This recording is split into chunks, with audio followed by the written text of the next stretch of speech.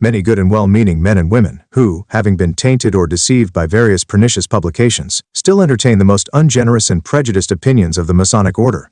In friendly controversy, with such persons laboring as they do, odd or mistaken, views, my brethren may find some assistance from the pages which I have here contributed as my mite towards the advancement of that institution, to which my attachment has increased with my knowledge of its principles.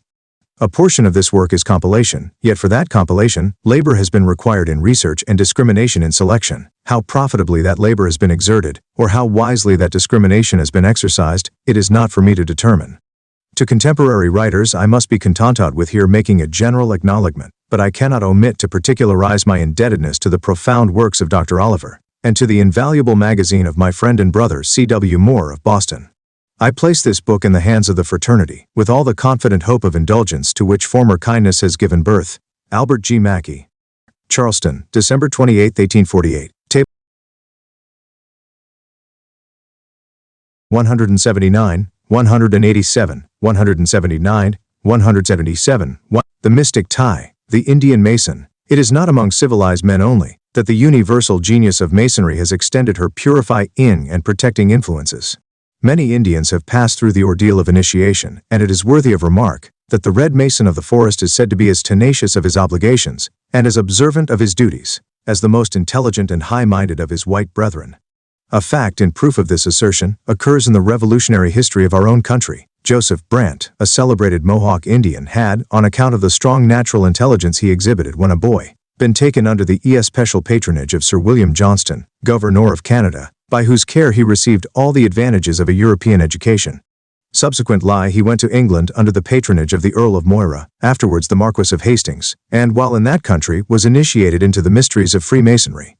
On his return, however, the habits of early life resumed their influence, while the acquired ones of education were abandoned, and Brant, throwing off the dress and the usages of civilization, assumed once more the blanket and the rifle, and seemed to forget, in the wilds of his native forests, the lessons, too, he had learned in his transatlantic schools. But the sequel of our story will show that, however treacherous his memory may have been in other things, on one subject at least, it proved to be admirably retentive.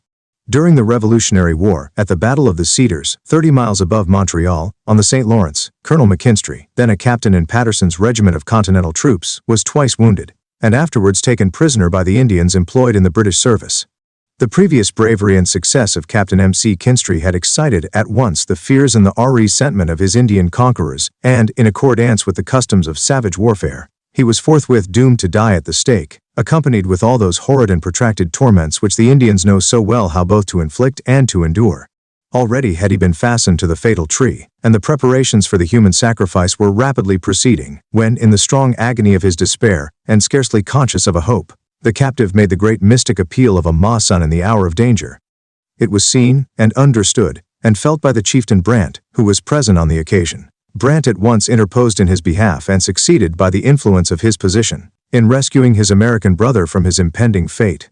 Having freed him from his bonds, he conducted and guarded him in safety to Quebec, where he placed him in the hands of the English, by whom he was permitted to return to America on his parole. Colonel McKinstry lived several years after to repeat, with grateful emotions, the history of this singular occurrence, and died at length in the year 1822 in the state of New York. The mystic tie, the dragoon and his prisoner. At the Battle of Dettingen in 1743, one of the French guards, having had his horse killed under him, was so entangled among the limbs of a fallen animal as to be utterly unable to extricate himself. While in this helpless situation, an English dragoon galloped up to him, and with his uplifted saber was about to deprive him of life. The French soldier, with considerable difficulty, made the Masonic appeal. The dragoon recognized him at once as a brother, and not only spared his life, but released him from his dangerous position. He, however, made him his prisoner, because Freemasonry, while it inculcates brotherly love, forbids that it should be exercised at the expense of patriotism or higher duties. The recovered snuff-box. The following anecdote is to be found in the London Freemasons' Quarterly Review. It is related on the authority, and almost in the words of Brother Blaquier, Provincial Deputy Grand Master for Bengal, a man who, at the patriarchal age of 93, gave the testimony of his long experience to the excellence of Freemasonry. A medical gentleman had realized a moderate fortune in the Brazils, and intending to return to England, he invested the fruits of his industry in precious stones which were secured in a small box. This treasure he shipped on board a vessel, secured his own passage in another, and safely reached England. But alas for him! Scarcely had he arrived, when he received the fatal intelligence that the V.S. 4. The Mystic Tie. Sail, on board of which he had freighted his entire fortune, had been wrecked on the coast of Cornwall. Thus, in his declining years, the means of subsistence had vanished from him. He had returned to his native land poorer than he had left it. About a 12-month had passed when, one day, a stranger called at his humble lodgings and inquired for him. He was admitted. The stranger, who was closely muffled up and appeared desirous of concealment, asked foul questions relating to the Brazils and others as to the circumstances of our hero, who felt somewhat disconcerted. At length the stranger drew from under his cloak the identical box containing the lost treasure. His surprise and emotion satisfied the stranger, who, simply asking him if it were his, immediately delivered it to him and made a sign. All that transpired was that the box came into the possession of the stranger, who, on opening it, found at the top a snuff box with Masonic emblems and a name that enabled him, after much difficulty, to discover the real own. The stranger took a hasty leave and was no more heard of. Conjecture pointed at the possibility of his being what is termed a wrecker, but the ways of Providence are inscrutable in teaching the powerful lessons of retribution. Masonry, as a moral engine, has elicited many mysterious instances of the power of the human heart, however depraved, to correct itself. But to the sequel. The snuff-box became dear to the party thus restored to prosperity, and in time it was bequeathed to a gentleman, who, thinking that it should remain in the hands of a zealous Mason, presented it to Brother Blacquier, whose successors will no doubt prize it as a sign and token of Masonic interest. The Mystic Tie. The French chasseurs, F.B.T. Clavel, in his Histoire pittoresque de la Franc-Maçonnerie, relates the following circumstance which occurred at the Battle of Genappe. The 17th Regiment of French chasseurs entering the town of Genappe, made prisoners of all the inhabitants. In passing through the streets, some of the soldiers were wounded by musket shots fired from the windows of a house. They instantly attacked the house, and, excited by passion, determined on getting possession, to put to death 9 of their wounded enemies whom they found lying there. The commander of the chasseurs was at their head, and at the very moment that they were about to perpetrate this act of revenge, he observed one of these poor wounded fellows, a Brunswick officer, who made a sign of distress.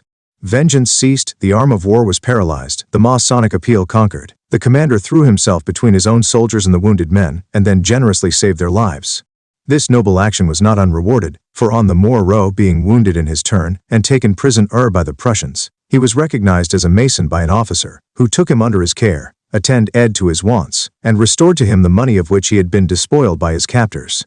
A vessel saved. The Massachusetts Political Register for 1814, page 186, contains the following account of a sea 6 circumstance which occurred during the 3 Years' War between England and America. April 8, 1814. 6 boats, with about 200 men from a British frigate and a brig, lying off Saybrook, Connecticut, entered the port of Pettipane, and burnt and destroyed 20 valuable vessels. One man, who had a vessel on the stocks, saved her by making it known to the commander of the British force that he was a Freemason. Masonry among the Arabs. At the celebration of the anniversary of St. John the Evangelist in 1843, at Oxford in England, Mr. Blake, the worshipful master of the University Lodge, related the following anecdote of the influence of Masonry among the Arabs.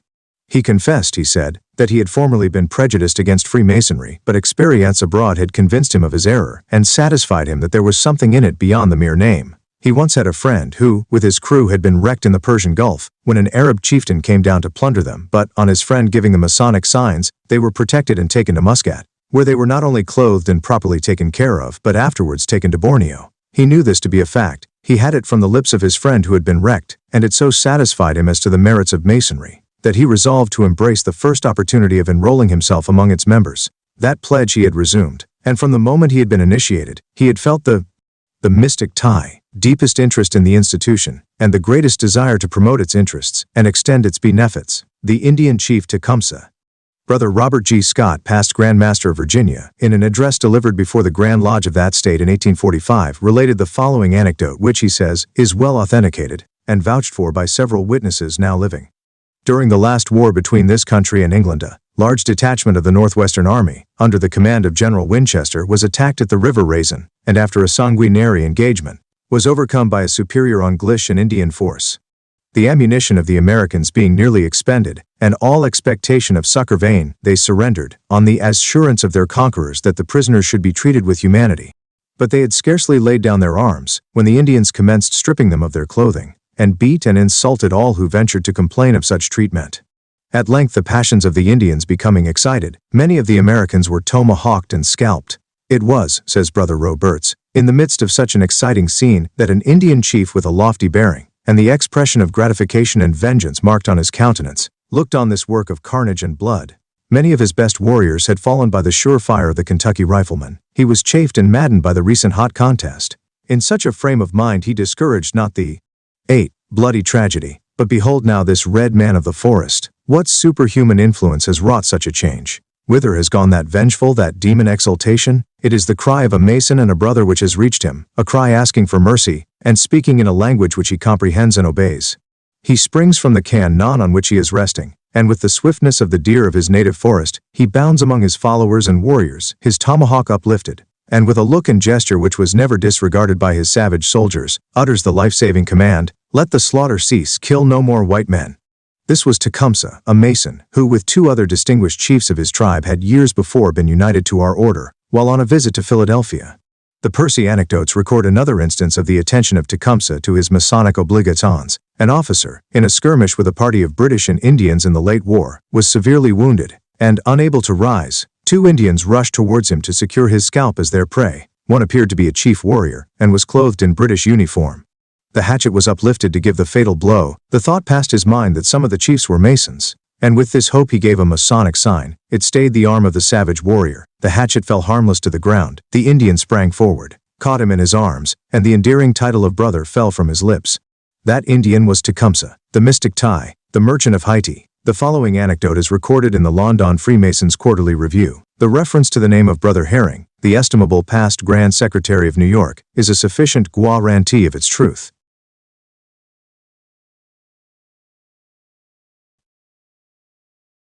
Eugene Marie La Gracia, a Spanish Creole and general merchant in Port-au-Prince, in the Republic of Haiti, was in prosperous circumstances and highly respected when, a few months since, the revolution took place in that county. Notwithstanding his reputed character for being free from political bias, he was suspected of being hostile to those who sought for a change in the government, and being fearful of consequences he meditated escape, but was arrested before he could effect it. His intention to escape was pleaded as sufficient reason for the punishment of death, and he was ordered for immediate execution. The fatal guard was ready. The unhappy man knelt on his coffin in prayer previous to being blindfolded. And in this attitude, whilst lost to all hope but that of futurity, he felt himself suddenly seized in the arms of someone, when he swooned. On recovering his senses he found himself in the guardhouse, in the custody of the Plataean officer who commanded the fatal guard, and who, at the last moment, observing his features, recollected having met him in lodge. One look was enough. On his own responsibility he bore him away, and had the further happiness to preserve his life, the government being contented with the confiscation of his property. La Gracia was put on board a vessel bound to New York, where he made himself known to Brother James Herring, the 10. Grand Secretary, who caused him to be relieved, and gave him a recommendatory letter to the Lodge of Benevolence of the Grand Lodge of England, to which he presented his petition on the 31st of July. For aid to procure a passage to Barcelona, where he had some commercial as well as general relations. This petition was of course favorably entertained. It would appear, however, from a letter written to New York by La Gracia, after his arrival at home, that he was not received with the same kindness by his anti-Masonic countrymen, as he had been by the strangers of the mystic Thai, who relieved him from danger and distress.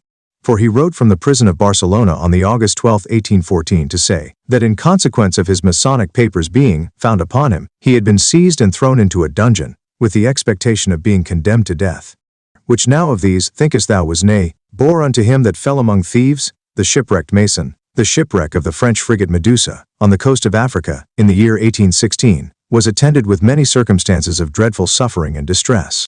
Among the incidents recorded in the narrative of that disaster, the following is not the least interesting. When the vessel was abandoned, a portion of the crew betook themselves to a raft which had been temporarily constructed from some of the spars of the ill-fated ship, and after passing 13 days on this fiel vessel, subjected to the the mystic Thai, 11, Vatican of food and drink, and exposed to the burning rays of a tropical sun, which produced in many of them the most frightful forms of madness, they were at length relieved from their perilous situation, after 135 had perished of the 150 who originally embarked. On the shore they were crowded into a hospital, where medicaments and even the common necessaries of life were wanting. An English merchant went to see them. One of the poor unhappy wretches made the sign of a Freemason in distress. It was understood, and the Englishman instantly said, "My brother, you must come to my house and make it your home." The Frenchman nobly replied, "My brother, I thank you, but I cannot leave my companions in misfortune." "Bring them with you," was the answer, and the hospitable Englishman maintained them all until he could place them beyond the reach of misfortune. Masonic friendship. The following anecdote was contributed to the Freemasons' Quarterly Review by the individual who was one of the actors in this scene of Masonic friendship. By the way, it may be remarked that Don Miguel has always been considered as the beau ideal of an anti-Mason and was not less distinguished for his persecution of the order than he was for his desecration of everything else that was pure or true or noble. The son of a Portuguese nobleman and myself spent some few years of our early youth together. The friendship of boyhood was interrupted by the changes consequent on our relative stations. He returned to his family. I embarked in commercial. 12. Pursuits. In 1828, my engagements directed me to Lisbon, where our former friendship was renewed, and if possible, with increased warmth on both sides. My friend was aide-de-camp to Don Miguel, and as a mark of respect to my feelings he became a Freemason, and paid very considerable attention to its observances and dictates. If not altogether inseparable, we were mutually bound by a tie of deep interest. Our tastes agreed in every particular. He delighted in my prospect of commercial success. And although as an Englishman I did not approve of Don Miguel, the position of my friend led me to look on that policy with less severity than might otherwise have been the case. My friend one day called on me, evidently in a disturbed state of mind, and told me that he was about to prove to me, as a Mason, how powerfully he reverenced his obligation. "The King," said he, "has decreed the arrest of 40 gentlemen now, on board the Duke of York steamer. They are liberals and are of your opinions. When taken, there will be no chance of their lives. The order is now in my office awaiting my signature. I will take care not to return until you shall have had time to apprise them of their danger. There shall be 3 hours clear for such purpose, and a boat with 4 men is reader. One hug, it may be the last." We did not speak. He left me. One hastened to fulfill his command, reached the boat, and being an Englishman, my dashing through a number of armed boats was merely ascribed to some frolic. I gained the steamer, and, as may be expected, surprised the party by my information. They immediately left, in boats, and rowed to the Pyramus, and were received by Captain Sartorinas, who protected them, and thus their lives were saved. The mystic tie. 13. Masonry at Waterloo. Clavel relates the following incident as another testimony of the happy influence which Masonry exerts in softening the harsher and more revolting features of the battlefield. Well did General Shields observe on the occasion of the reception of himself and General Quitman by the Grand Lodge of South Carolina, after their return from Mexico, in December 1847, that it was not until he was placed in the battlefield, and saw and partook of the fierce conflict of man with man, that he was able to appreciate the benign principles of that order which humanized and civilized the human heart, and soft-tend even the harsh features of war. But to recur to the incident at Waterloo. On the memorable June 16, 1815, at the moment when the Allied army commenced a retrograde movement, a Scotch field officer, who had been seriously wounded in the affair of Quatre Bras, was left on the field of battle.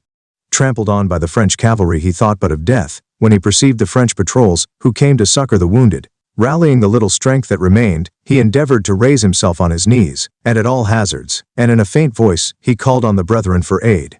Notwithstanding the darkness and the feebleness of his voice, in its piteousness he attracted the attention of a French surgeon, who, recognizing in him a brother, hastened to his aid. His wounds were numerous and the means of transportation insufficient, but necessity made the professional brother vigorous. He first dressed those wounds which presented the most formidable danger, and then raised and carried his patient to the sick.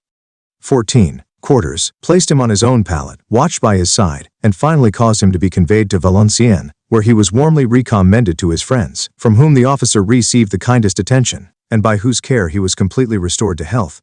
The lucky subaltern. The following anecdote is given on the authority of Dr. James Burns, Provincial Grand Master for Western Africa, by whom it was related at a Masonic festival in India, and who received it from Colonel Logan, an officer in the Peninsular War, but not himself a Mason.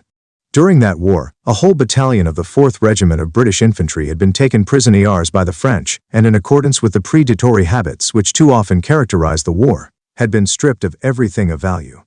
Several of the officers were bemoaning their unhappy lot, cast in a dreary abode, and deprived of all the comforts and many of the necessities of life, when, to their great surprise, one of their companions, a subaltern of the corps, in full dress, passed by with light step and happy countenance. What could be the reason of this marked difference in treatment? How was it that while they were in rags and in want, plundered and depressed in spirits, this lieutenant was permitted to retain his property, and was treated with a degree of attention to which it was evident his military rank did not entitle him? By what potent talisman had he converted the gloomy tint of the fortune of war into a couleur de rose? To them the explanation was at first difficult, but after all the mystic tie, 15, was exceedingly simple. It had been discovered by his captors that the subaltern was a Mason, and as in the French army, in the times of Bonaparte, almost every officer belonged to the craft. He had been quickly recognized as a brother, his uniform and baggage had been at once restored to him, and he was then on his way to dine, by special invitation, with his illustrious brother, the French Field Marshal. The Robber of the Desert. The London Freemasons Review for December, 1841 contains the following anecdote, which is another evidence of the influence of Masonic philanthropy over the heart of the barbarian. It is now some 20 years since Captain E., late a member of one of the English university lodges, was traveling in Egypt. The captain was accompanied by his servant, an active and intelligent young man. They were attacked in the desert by the Arabs. The captain made a very resolute stand and slew 2 of the robbers. He was, with his servant, soon overpowered, and they were conveyed to the robbers' retreat when they were separated. It was determined that the captain's life should be forfeited, and he awaited his cruel destiny with as much fortitude as a brave man could feel. Instead of this awful sentence, he was, however, agreeably surprised in the morning by his servant's approach, with the joyful intelligence that his sentence was not only remitted, but that he was at liberty to resume his journey, and this retributive justice was accompanied by the restoration of every article of the property of which he had previously been plundered. 16. The mystic tie. Derekel. Is it to be wondered at that his gratitude to his servant ended in his taking early steps to claim a nearer association to him as a brother in the craft? For by the exchange of the mysterious secret, the robber of the desert had kept his faith with a brother. The servant and the Arab were both Masons, and through the former the master had received the benefits of the mystic tie. The distressed widow, Brother Joseph R. Chandler, past Grand Master of Pennsylvania, and now president of the Girard College in Philadelphia, in an address delivered in 1844, on the physical benefits of Masonry, records the following interesting incident which we give in his own language. The high character and exalted reputation of our illustrious brother as a scholar, a man, and a Mason, are a sufficient war rant for its truth. Not long since, a constable of Philadelphia was instructed by a large property holder to proceed to make attachment of household furniture for rent dues. The distress would reach nearly all that the law allowed to take, and painful as was the task to the kind-hearted officer, it was, nevertheless, a duty. The tenant was a widow, with a little family of children. While the officer was sitting, distressed at the misery which he was compelled to inflict, the widow entered the room, bearing upon her the garments of her widowhood, whose freshness showed the recency of her loss, and testifying by her manner the utter destitution to which this attachment was reducing her and her children. "I know not," said she, "what to do. I have neither friend nor relation to whom to apply. I am the mystic tie. 17. Alone, utterly alone, friendless, helpless, destitute, a widow." "But," said the officer, "is there no association upon which you have a claim?" "None. I am a member of no beneficial society," she replied. "But I remember," she continued, "that my husband has more than once told me that if I should ever be in distress I might make this available," and she drew out a Masonic jewel. "But it is now too late, I am afraid." "Let me see it," said the officer, and with a skillful eye he examined the emblem consecrated to Charity as the token of brotherly affection. The officer was a Mason. He knew the name of the deceased and recognized his standing. "We will see," said the officer, "what effect this will have, though the landlord is no Mason. Who is your clergyman?" The widow told him. The clergyman was a Mason. The attachment of goods was relinquished for a moment. The officer went to the clergyman, made known the distress of the widow and her claims through Masonry. "And who," said the clergyman, "is the landlord?" And the constable informed him. "Ah," said the clergyman, "does his religion teach him to set us no better example? We must show him what Masonry requires at our hands. I have spent all of the last payment of my salary, but here is my note at a short date for the amount due. The landlord will scarcely refuse that." In 20 minutes the rent was paid. The kind-hearted officer forgave his fees and perhaps gave more, and the widow and the orphans blessed God for the benefits which they had enjoyed through Masonry. 18. The mystic tie. The shipwreck in the Baltic. In the address quoted in the preceding article, Brother Chandler gives, in the following narrative, another instance of the benefit of Masonry in the hour of distress. It was in a tempestuous portion of the year 1790 that a large ship which was making a slow progress up the Baltic Sea found itself suddenly wrapped in one of those wild gales that came down from the mountain gaps, sacrificing nearly all that stood in its course and reared up the Baltic to a foaming fury. In this situation, after gallant resistance to the tempest, the overladen vessel succumbed, and man after man was swept from the deck and carried onward down the wind, to be dashed upon the rocks of a lee shore, or to be carried fathoms below the stormy surface. When, at length, the vessel struck upon the shelving shore towards which she had drifted, the remaining portion of the crew lashed themselves to the spars, and awaited the surge that should wash them from the deck. It came booming onward. Of the few that had been spared thus far, one only, the master of the vessel, reached the land. He reached it exhausted, inanimate. His first recognition was the kindly care of a friend, in the chamber of a sordid hovel, a chamber whose darkness was dispelled by the light of friendship, and where pains were assuaged by the attention of one pledged to help, aid, and assist. The first word of the sufferer was responded to by the kindly voice of a Mason, unintelligible indeed, excepting in the language of Masonry. The mystic tie. 19. Tense of birth and variety of profession constituted no bar to their humanity. The utter ignorance of each of the other's vernacular language hindered not the delightful communion. A little jewel that rested on the bosom of the shipwrecked mariner denoted his Masonic character, kindness, fraternal goodness, and love, were the glorious response, and when the watchful and untiring benevolence of the Swedish Mason had raised up the sufferer from the bed of pain and suffering, true Masonic charity supplied his purse with the means of procuring a passage to London, whence a return to the United States was easy. The jewel of the shipwrecked brother is now in my possession, as his blood also flows through my veins. One hold the former as a rich heirloom for my family, to be transmitted to my son as a Mason, as it was transmitted by my father to me. Putnam's rescue. General Israel Putnam, subsequently so much distinguished in the Revolution, commanded, during the Old French and English War, a corps of partisans on the northern frontier. In a skirmish with the Indian allies of the French he was taken captive. The bravery and enterprise of Putnam made him no ordinary prize, and as a usual expression of their high respect for his character as a soldier, it was determined by his savage captors that the utmost ingenuity of torture should be exercised in putting him to death. Putnam was therefore bound to the stake, and the faggots piled around him ready for ignition. In this extremity he was about consigning himself to utter despair when he beheld a 20 French officer approaching. Putnam was a Mason, and with the precarious but only remaining hope that the Frenchman might be a member of the fraternity, he spoke to him in the mysterious but universal language of the craft, and made that appeal which is so sure to reach the Mason's heart. It was seen and felt, and quickly responded to, for notwithstanding the danger of disappointing a crowd of Indians preparing to feast upon the agonies of a tortured enemy, the Frenchman rushed through the band of savages, and severing the cords that bound his brother to the stake, he rescued the life of Putnam at the imminent peril of his own. Putnam, through all his subsequent adventures, never failed to admit that he owed his life to masonry, and acknowledged that nothing but the force of the Masonic appeal would have induced the French officer to risk the danger of displeasing or exciting his Indian allies, by thus rescuing their conquered and already condemned victim from the stake. The talismanic horn. I was General Park's orderly this night, says the author of Retrospects of a Military Life, and had a good roof over my head and the dry floor of a cart shed, with plenty of dry straw for a bed, but my poor wife was absent for the first time since we left home. She was detained, along with several other women, on the right shore of the Adour, until the bridge was repaired. Of all this was doing, one of the women belonging to the regiment begged her to take care of her little ass colt, with a couple of bundles, until she should get back to St. The mystic tie. 21. Severe to make some purchases she complied, and before the other returned, the bridge was repaired. Our regiment had passed and she full load, driving the ass colt before her, but before she got to the further end, the stubborn animal stood still, and would not move a foot. Another regiment was advancing, the passage was impeded, and what to do she knew not. She was in the act of removing the woman's bundles from the beast's back, and struggling to get out of the way. Determined to leave the animal, when a grenadier of the advancing regiment, casting his eyes on a finely polished horn with Masonic arms cut on it and slung over her shoulder, stepped aside, saying, "Poor creature, I shall not see you struggling here for the sake of what is slung by your side." At the same time handing his musket to one of his comrades, he lifted the colt in his arms and carried it to the end of the bridge. My poor wife thanked him with a tear in her eye, the only acknowledgment she could make for his kindness, but she has often thought of it since, and congratulated herself on having the good fortune to have that horn, empty as it was, with its talismanic hieroglyphic, slung by her side on that occasion, and thus to raise up a friend, when she was so much in need of one.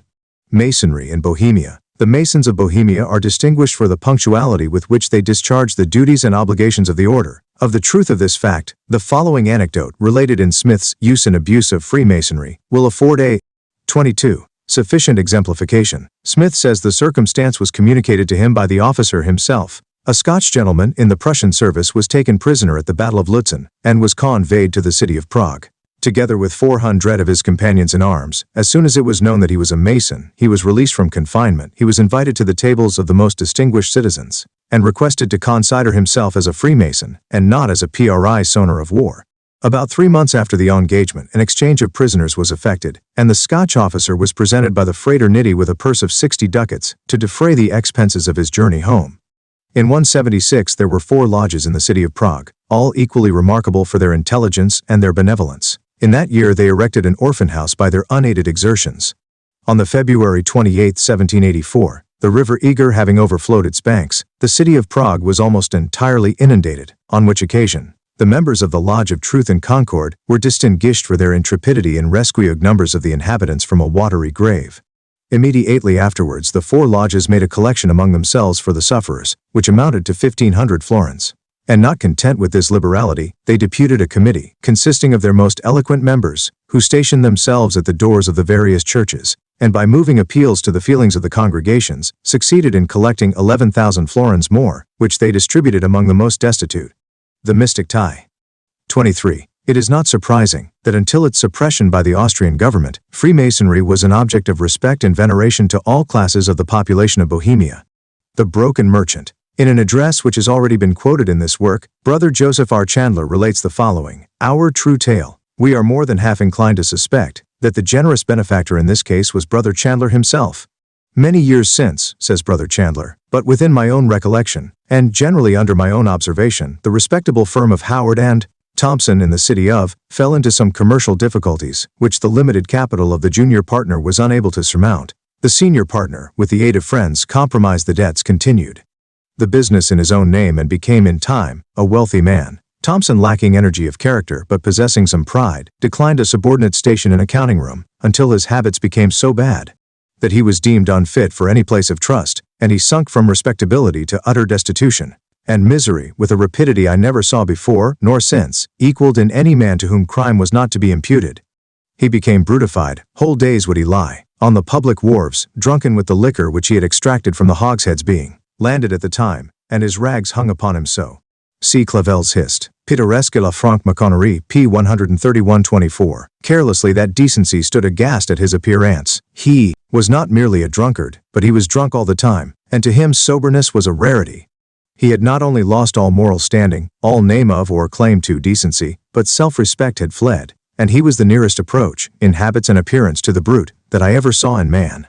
One day, it was a clear sunshine of January, Thompson had thrown himself against the southern angle of a public building, and about noon, as the members of the came from the halls, he looked for a little eleemosynary aid that would enable him to add a loaf of bread to his more easily acquired liquor. But member after member passed on. The case was too disgusting to excite sympathy. One member only was left. He came round the corner of the building towards the place of egress from the premises, and attracted by the appearance of the wretch before him, he was about to offer alms when, looking closer, he exclaimed, "Are not you Thompson?"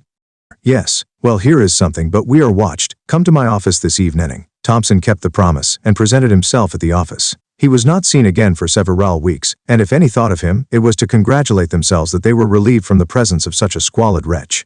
About 2 months afterwards, as the troops of the United States marched through the city, on their way to the northwestern frontiers, Thompson was seen in the manly uniform, and wearing the neat plain epaulet of a lieutenant of infantry. He quitted himself like a man, and died honorably a captain in the service. The mystic tie. 25. The world recollected that Thompson had been a member of 1 or 2 companies and associations, of which his patron and friend had been the principal, and they imputed the kindness which lifted him from the degradation to a social feeling on the part of his benefactor.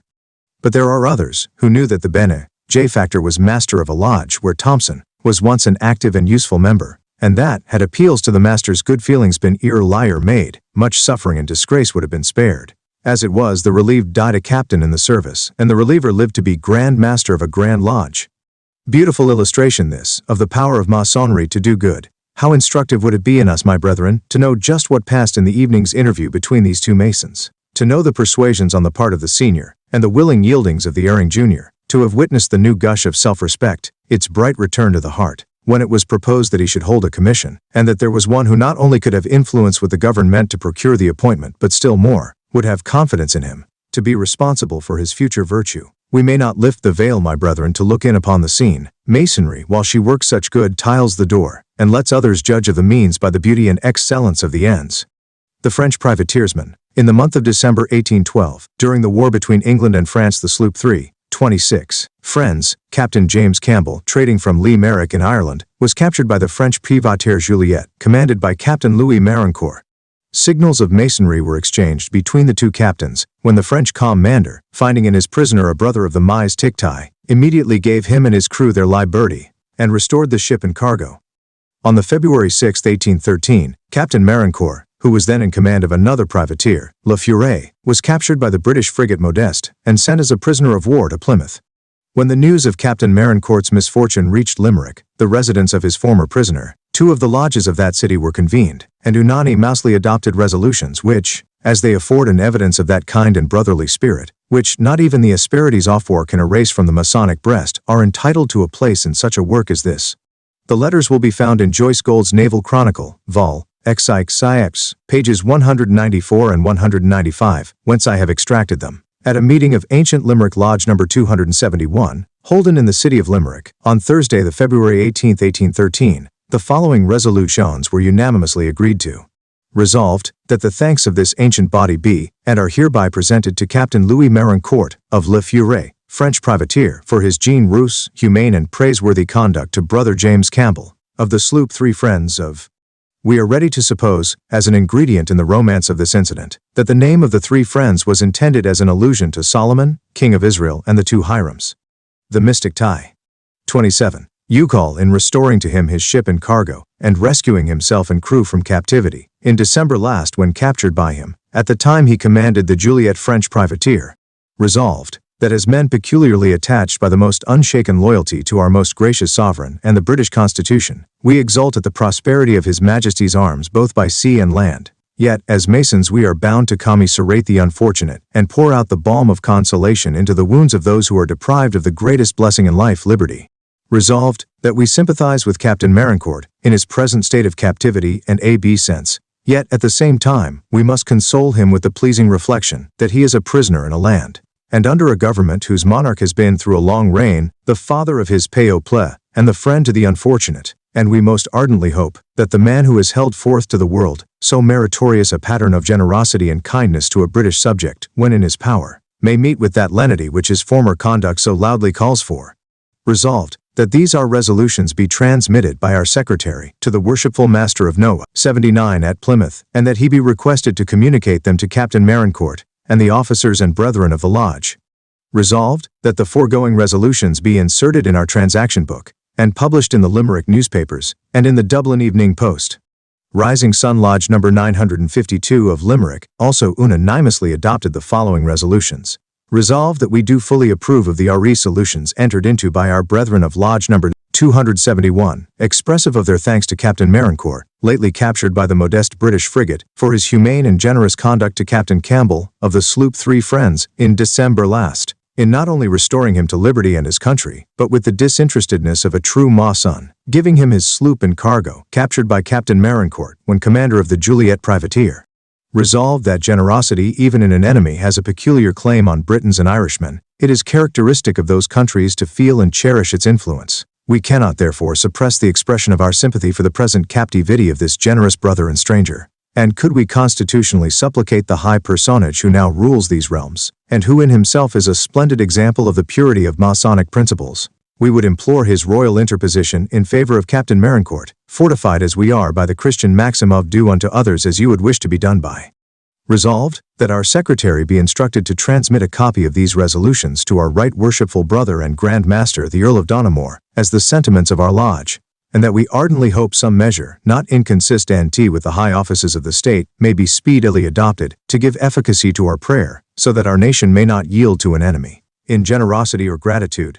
Resolved, that our Secretary do also send a copy of these resolutions to the Worshipful Master, officers and brethren of No. 79 at Plymouth, and the mystic tie. 29. That they be requested to communicate the same to Captain Marincourt. Resolved, that these our resolutions be published in the General Advertiser, or Limerick Gazette, and Limerick Evening Post, and that our highly esteemed brother Alexander MacDonald, proprietor of the Advertiser, be requested to transmit the same to the proprietors of the Freeman's Journal and Patriot Dublin and the Globe London. Lodge No. 13 of Limerick was equally ready to bestow its commendations on the gallant and generous Frenchman, and as a testimonial of its high opinion of the Masonic conduct of Captain Marincourt, it voted him a silver vase of the value of 100 guineas, on which was engraved the following inscription.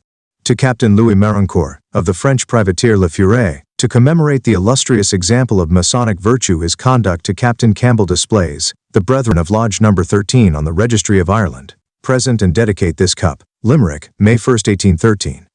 The vase was sent through the British consul to the Grand Lodge of France, but the gallant Marincourt had in the meantime lost his life in Africa, and the vase was returned to the lodge, where it is still preserved as its brightest ornament. The circumstance of his so soon after losing his life in Africa might lead us to suppose that Marincourt was liberated by the English government, on the representation of his brethren of the Limerick Lodge, but a diligent search among such periodicals of the time as have been accessible to me has not been successful in obtaining an official statement of that fact. He was a prisoner of war at Plymouth in the month of February, and a few months afterwards is known to have died in Africa. He could not then have long been a prisoner, and it is but fair to presume that this brief period of his captivity is to be attributed to the just appreciation of his generosity by the British government, especially as the Prince Regent was himself a brother of craft. 30. The Mystic Tie, another privateersman. The following account of an occurrence which took place in the year 1813 during the French and English War, and which was related by Brother Bushell, Deputy Provincial Grand Master for Briss, Toll, on the occasion of an installation in that city, may serve as an appropriate sequel to the narrative contained in the preceding article. It happened, says Brother Bushell, that an English vessel, in sailing from the Mediterranean to Bristol, was seized by a French privateer. The captains of Hoth vessels were Masons. The result was most satisfactory. The captain of the privateer released the vessel, the cargo of which was valued at £8,000, and bade his brother go his way, and reach, if he could, his native shore in safety. That brother arrived safely at Bristol, and at the first opportunity, he repaired to the Grand Lodge, and there, in the presence of the brethren assembled, he stated these facts.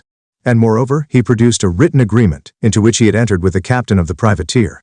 And these were the conditions. He gave up the vessel and cargo on condition that the master of the prize, on his return to Bristol, should endeavor to communicate with the Grand Lodge of England, and obtain the release of 3 Frenchmen. The Grand Lodge took a course suggested to them by His late Royal Highness the Duke of Sussex. The Frenchmen were discovered, and they, with 2 others, left the British shores free men. The Mystic Tie. 31. The Orphans. Brother Bushell, on the occasion above referred to, related also the following interesting incident. There lived in the county of Essex a clergyman named Hewlett. He died of malaria. His troubles had been of no common kind. His wife had died of consumption about 3 months previously, and 9 orphan children were left without a shilling in the world to provide for them. There was a lodge in Rochford, Essex. They met, took the case into consideration, and before they separated, 9 brethren agreed each to take a child to his home. This, said Brother Bushell, is what I mean by the practical duties of Freemasonry. This anecdote furnishes an inference too important to be passed in silence. When it is urged as an objection to Freemasonry, that in its charities it is eminently exclusive, we may proudly point to the 9 brethren of Rochford, as an evidence that the charities of our order know no narrow or sectarian limit, and that though we are ever ready to hear and answer the calls of our own household, our ears are not deaf to the cries of the distressed, from whatsoever direction they may come.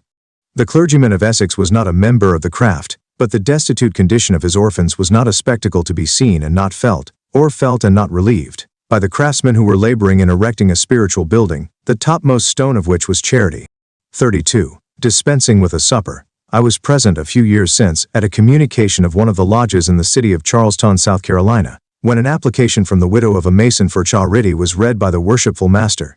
It was the custom then of that lodge, as it was of many others, to sit down at frequent seasons to a plentiful, though not extravagant supper, after the labors of the evening had been closed. On the present occasion, after the letter had been read, and while the members were consulting as to the amount of relief which the lodge could afford to give, the senior warden arose in his place, and remarked as follows. Worshipful Sir, the supper of which the lodge will partake at the next meeting will cost at least $25. This amount, however, I propose to save to the lodge. I therefore suggest that we abandon the idea of a supper, and that the amount which it would cost be bestowed upon the widow, whose letter lies on your pedestal. The motion was carried by acclamation. The brethren dispensed with the supper, and enjoyed a far more delicious feast in the thought that in thus resigning a transient enjoyment, they had contributed to the comfort of a brother's widow. It was at the same worthy lodge that, on another occasion, a question of some ordinary expenditure being under discussion, the treasurer, by way of warning, reported that there was a deficiency in the usual available funds of the lodge. The motion for the expenditure was therefore abandoned. In a subsequent part of the evening, an application for the Mystic Tie, 33, charity was read, and on a motion to grant it, a cautious brother alluded to the previous report of the treasurer, when that officer replied, for the purposes of any other expenditure. The funds of our lodge are low, but there is always enough to ensure the claims of charity.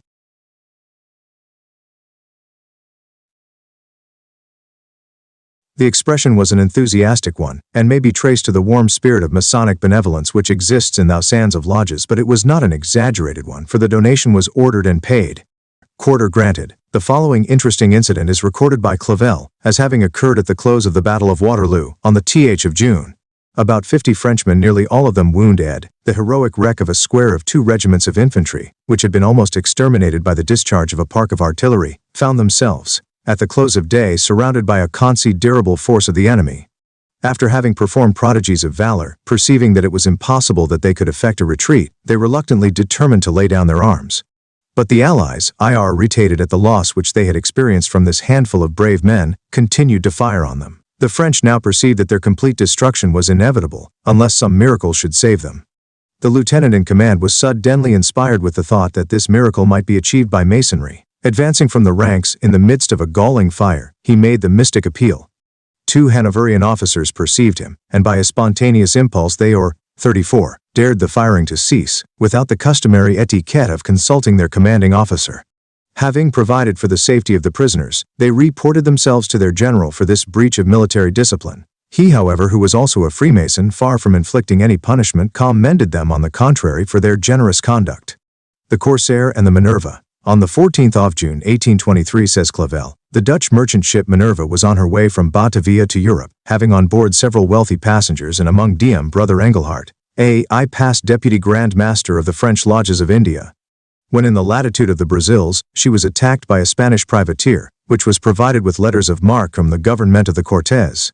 After a sanguinary conflict, she was compelled to surrender. The commander of the privateer, enraged at the obstinate resistance of the crew, ordered a general pillage and massacre.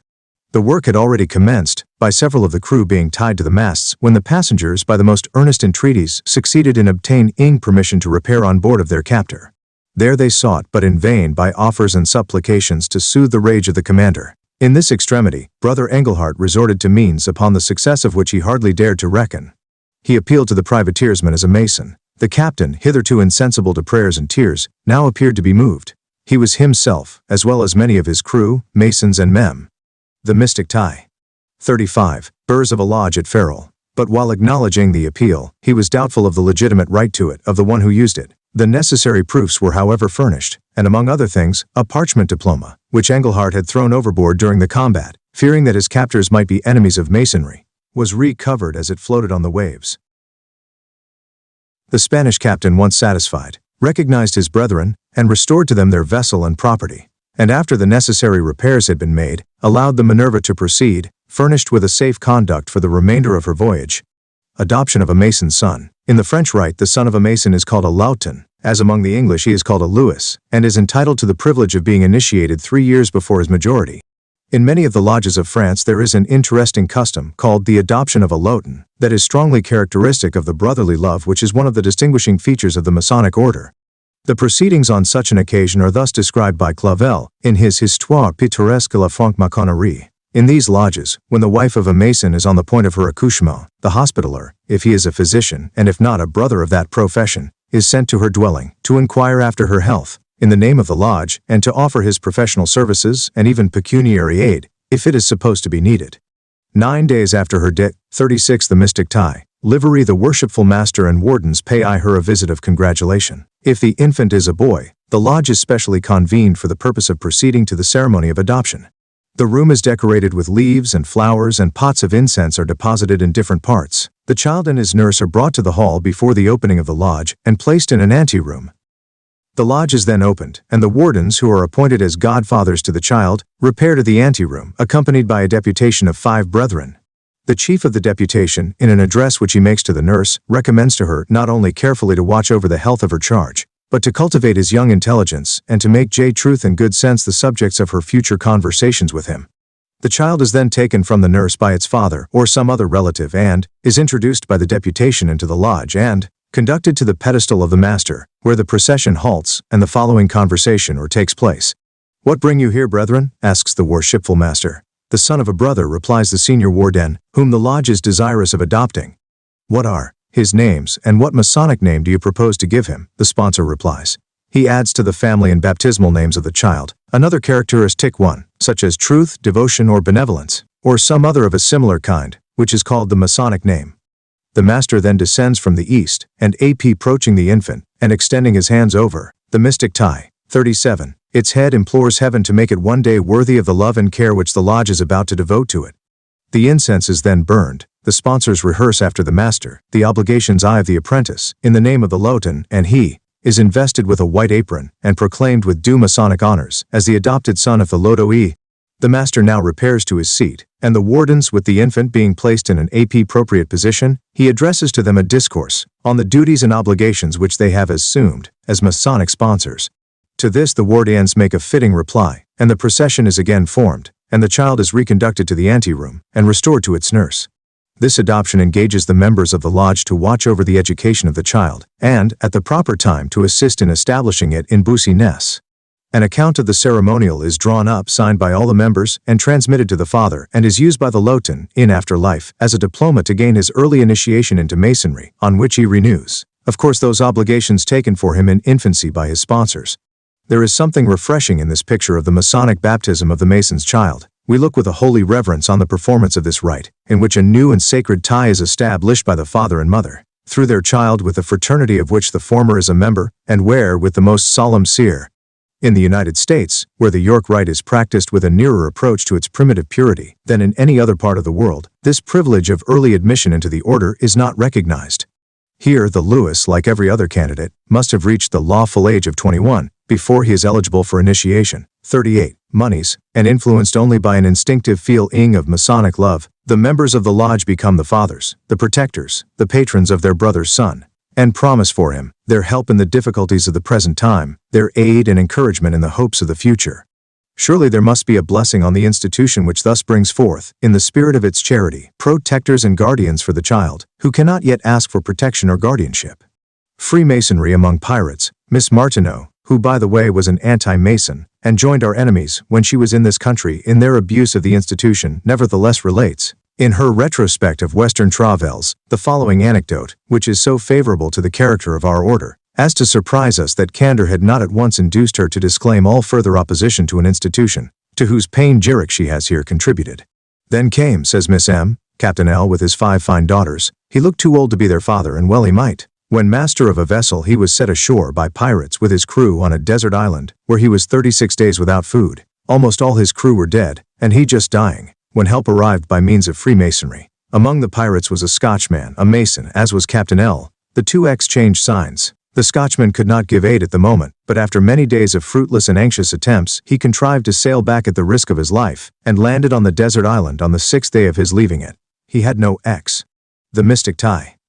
39. Expectation of finding the party alive, but to take the chance and lose no time, he jumped ashore with a kettle full of wine in his hand. He poured wine down the throats of the few whom he found still breathing, and treated them so judiciously that they recovered.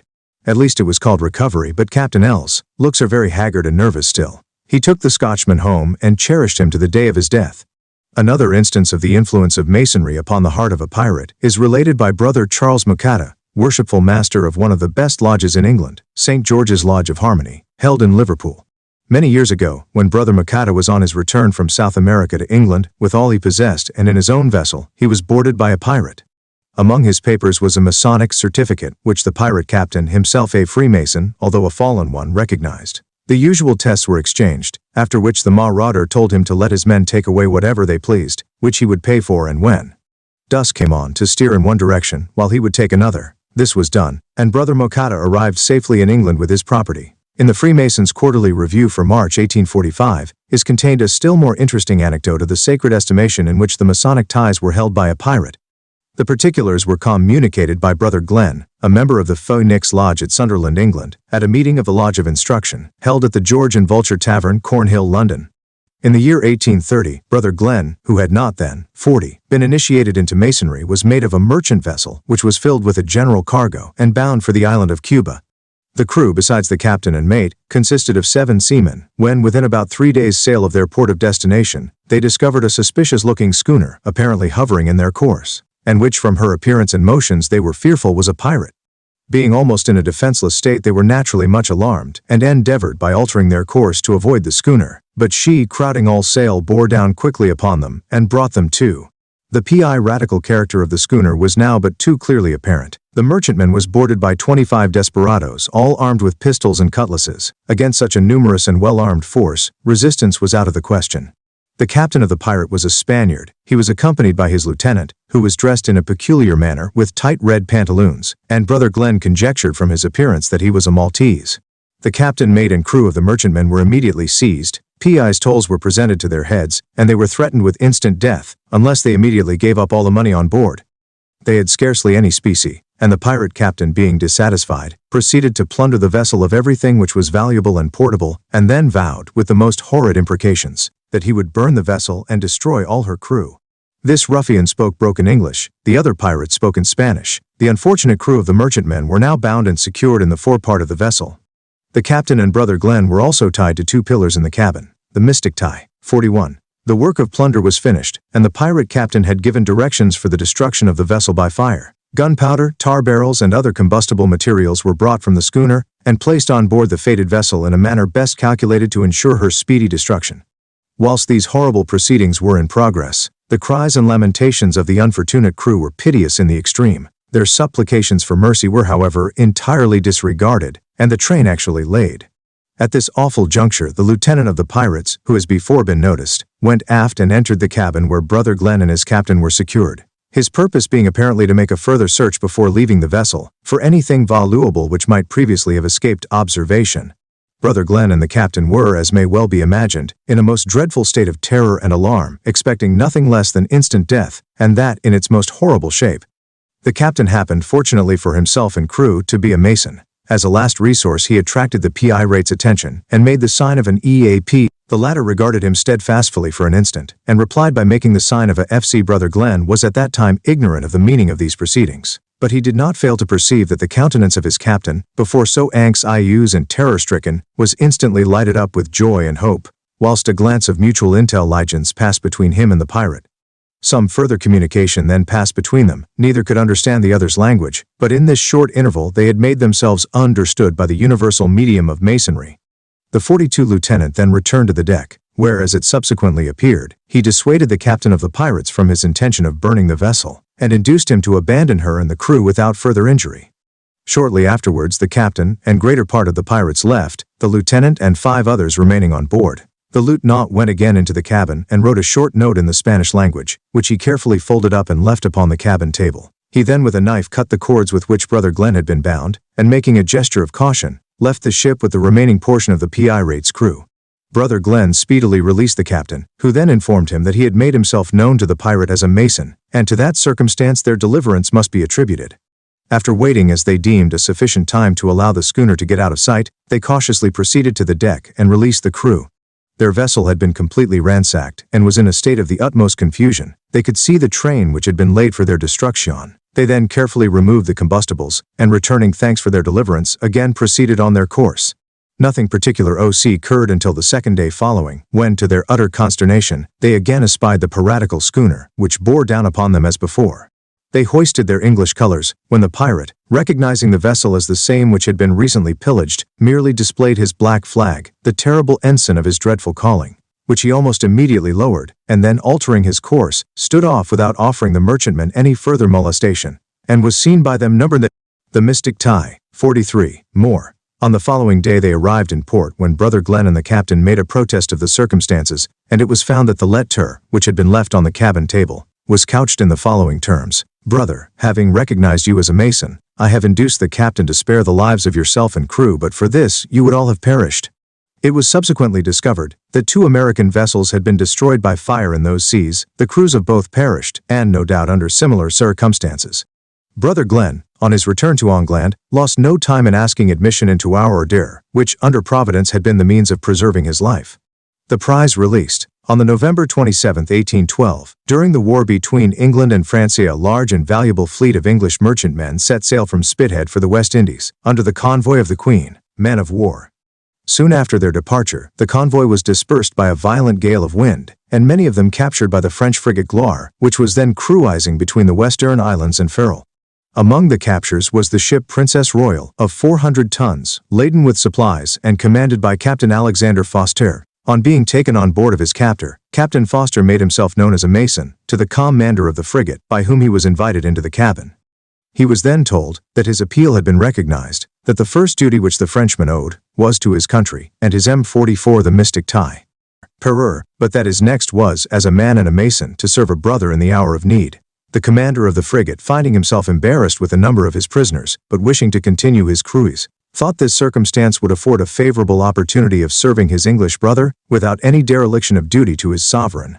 He therefore restored his ship to Captain Foster, to be used as a cartel, for the purpose of receiving all the prisoners, with which the French found themselves encumbered.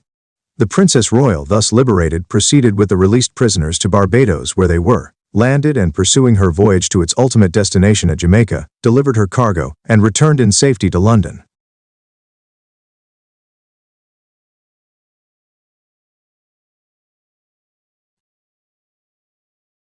Captain Foster, under these peculiar circumstances, was advised to make an application to the Admiralty for salvage, and was actually awarded £500.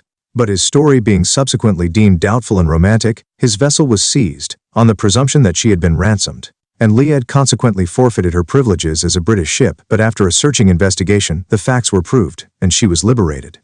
The narrator of the incident, which was published in a London periodical, and authenticated by the Royal Somerset House and Inverness Lodge No. 4, was engaged in obtaining the release of the vessel of Captain Foster from her unjust seizure, and was so deeply impressed with this exhibition of brotherly love, that he immediately united himself with the Masonic fraternity.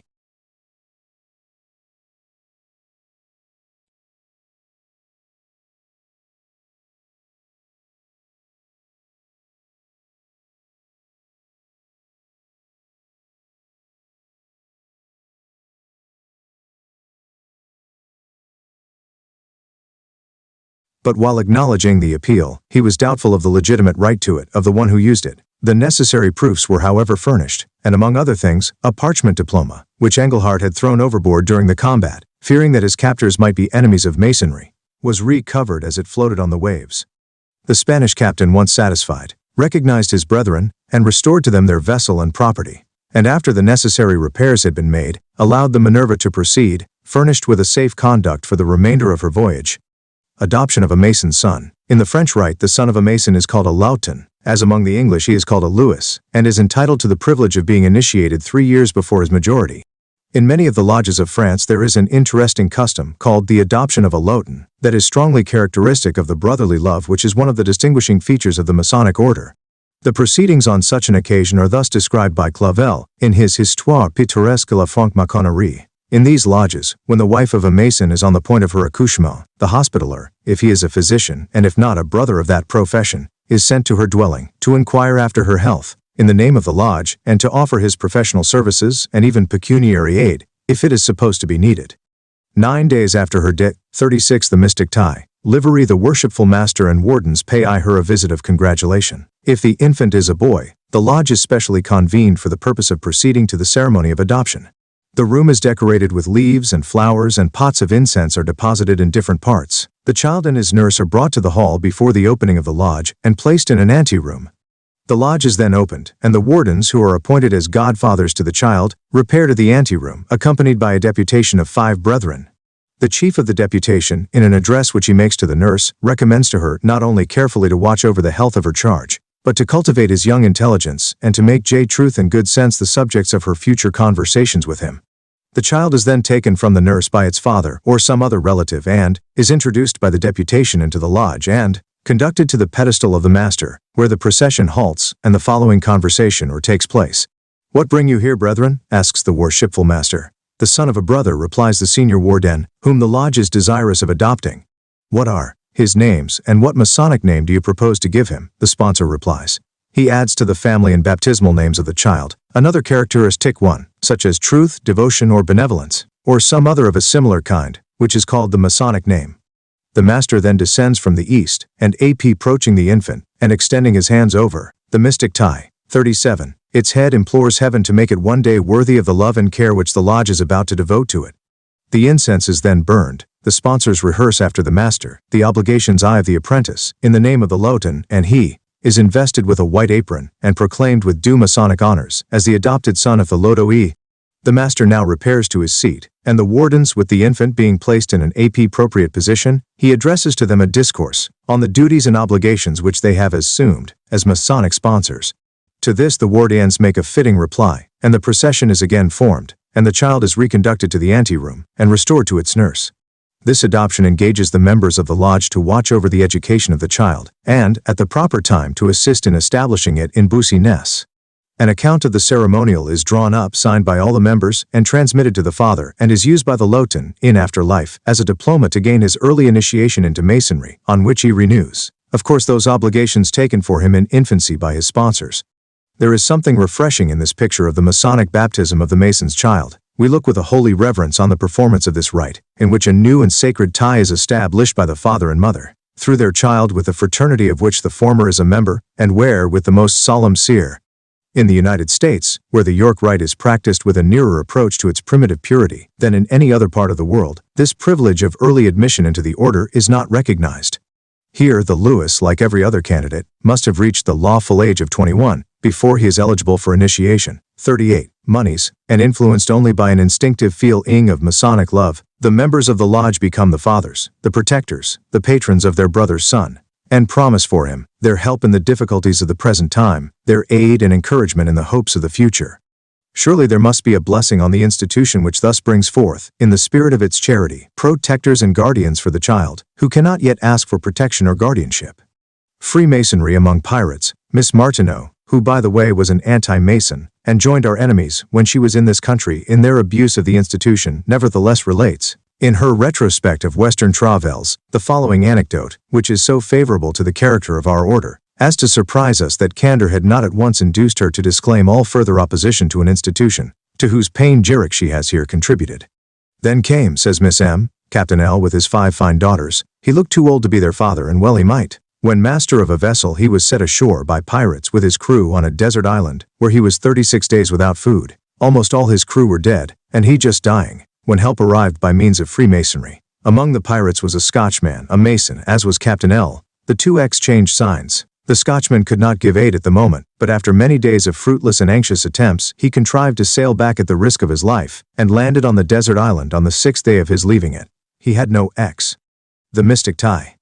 39. Expectation of finding the party alive, but to take the chance and lose no time, he jumped ashore with a kettle full of wine in his hand. He poured wine down the throats of the few whom he found still breathing, and treated them so judiciously that they recovered. At least it was called recovery, but Captain L's looks are very haggard and nervous still. He took the Scotchman home and cherished him to the day of his death. Another instance of the influence of Masonry upon the heart of a pirate is related by Brother Charles Mackey, worshipful master of one of the best lodges in England, St. George's Lodge of Harmony, held in Liverpool. Many years ago, when Brother Mackey was on his return from South America to England, with all he possessed and in his own vessel, he was boarded by a pirate. Among his papers was a Masonic certificate, which the pirate captain, himself a Freemason, although a fallen one, recognized. The usual tests were exchanged, after which the marauder told him to let his men take away whatever they pleased, which he would pay for and when. Dusk came on to steer in one direction, while he would take another. This was done, and Brother Mackey arrived safely in England with his property. In the Freemasons' Quarterly Review for March 1845 is contained a still more interesting anecdote of the sacred estimation in which the Masonic ties were held by a pirate. The particulars were communicated by Brother Glenn, a member of the Phoenix Lodge at Sunderland, England, at a meeting of the Lodge of Instruction, held at the George and Vulture Tavern, Cornhill, London. In the year 1830, Brother Glenn, who had not then, 40, been initiated into Masonry, was made of a merchant vessel, which was filled with a general cargo, and bound for the island of Cuba. The crew, besides the captain and mate, consisted of 7 seamen. When within about 3 days' sail of their port of destination, they discovered a suspicious-looking schooner, apparently hovering in their course, and which from her appearance and motions they were fearful was a pirate. Being almost in a defenseless state, they were naturally much alarmed, and endeavored by altering their course to avoid the schooner, but she, crowding all sail, bore down quickly upon them, and brought them to. The piratical character of the schooner was now but too clearly apparent. The merchantman was boarded by 25 desperadoes, all armed with pistols and cutlasses. Against such a numerous and well-armed force, resistance was out of the question. The captain of the pirate was a Spaniard. He was accompanied by his lieutenant, who was dressed in a peculiar manner with tight red pantaloons, and Brother Glenn conjectured from his appearance that he was a Maltese. The captain, mate, and crew of the merchantman were immediately seized. P.I.'s tolls were presented to their heads, and they were threatened with instant death, unless they immediately gave up all the money on board. They had scarcely any specie, and the pirate captain, being dissatisfied, proceeded to plunder the vessel of everything which was valuable and portable, and then vowed, with the most horrid imprecations, that he would burn the vessel and destroy all her crew. This ruffian spoke broken English, the other pirates spoke in Spanish. The unfortunate crew of the merchantmen were now bound and secured in the forepart of the vessel. The captain and Brother Glenn were also tied to 2 pillars in the cabin. The mystic tie. 41. The work of plunder was finished, and the pirate captain had given directions for the destruction of the vessel by fire. Gunpowder, tar barrels, and other combustible materials were brought from the schooner, and placed on board the fated vessel in a manner best calculated to ensure her speedy destruction. Whilst these horrible proceedings were in progress, The cries and lamentations of the unfortunate crew were piteous in the extreme. Their supplications for mercy were, however, entirely disregarded, and the train actually laid. At this awful juncture, the lieutenant of the pirates, who has before been noticed, went aft and entered the cabin where Brother Glenn and his captain were secured, his purpose being apparently to make a further search before leaving the vessel, for anything valuable which might previously have escaped observation. Brother Glenn and the captain were, as may well be imagined, in a most dreadful state of terror and alarm, expecting nothing less than instant death, and that in its most horrible shape. The captain happened, fortunately for himself and crew, to be a Mason. As a last resource, he attracted the pirate's attention and made the sign of an EAP. The latter regarded him steadfastly for an instant, and replied by making the sign of a FC. Brother Glenn was at that time ignorant of the meaning of these proceedings, but he did not fail to perceive that the countenance of his captain, before so anxious and terror-stricken, was instantly lighted up with joy and hope, whilst a glance of mutual intelligence passed between him and the pirate. Some further communication then passed between them. Neither could understand the other's language, but in this short interval they had made themselves understood by the universal medium of masonry.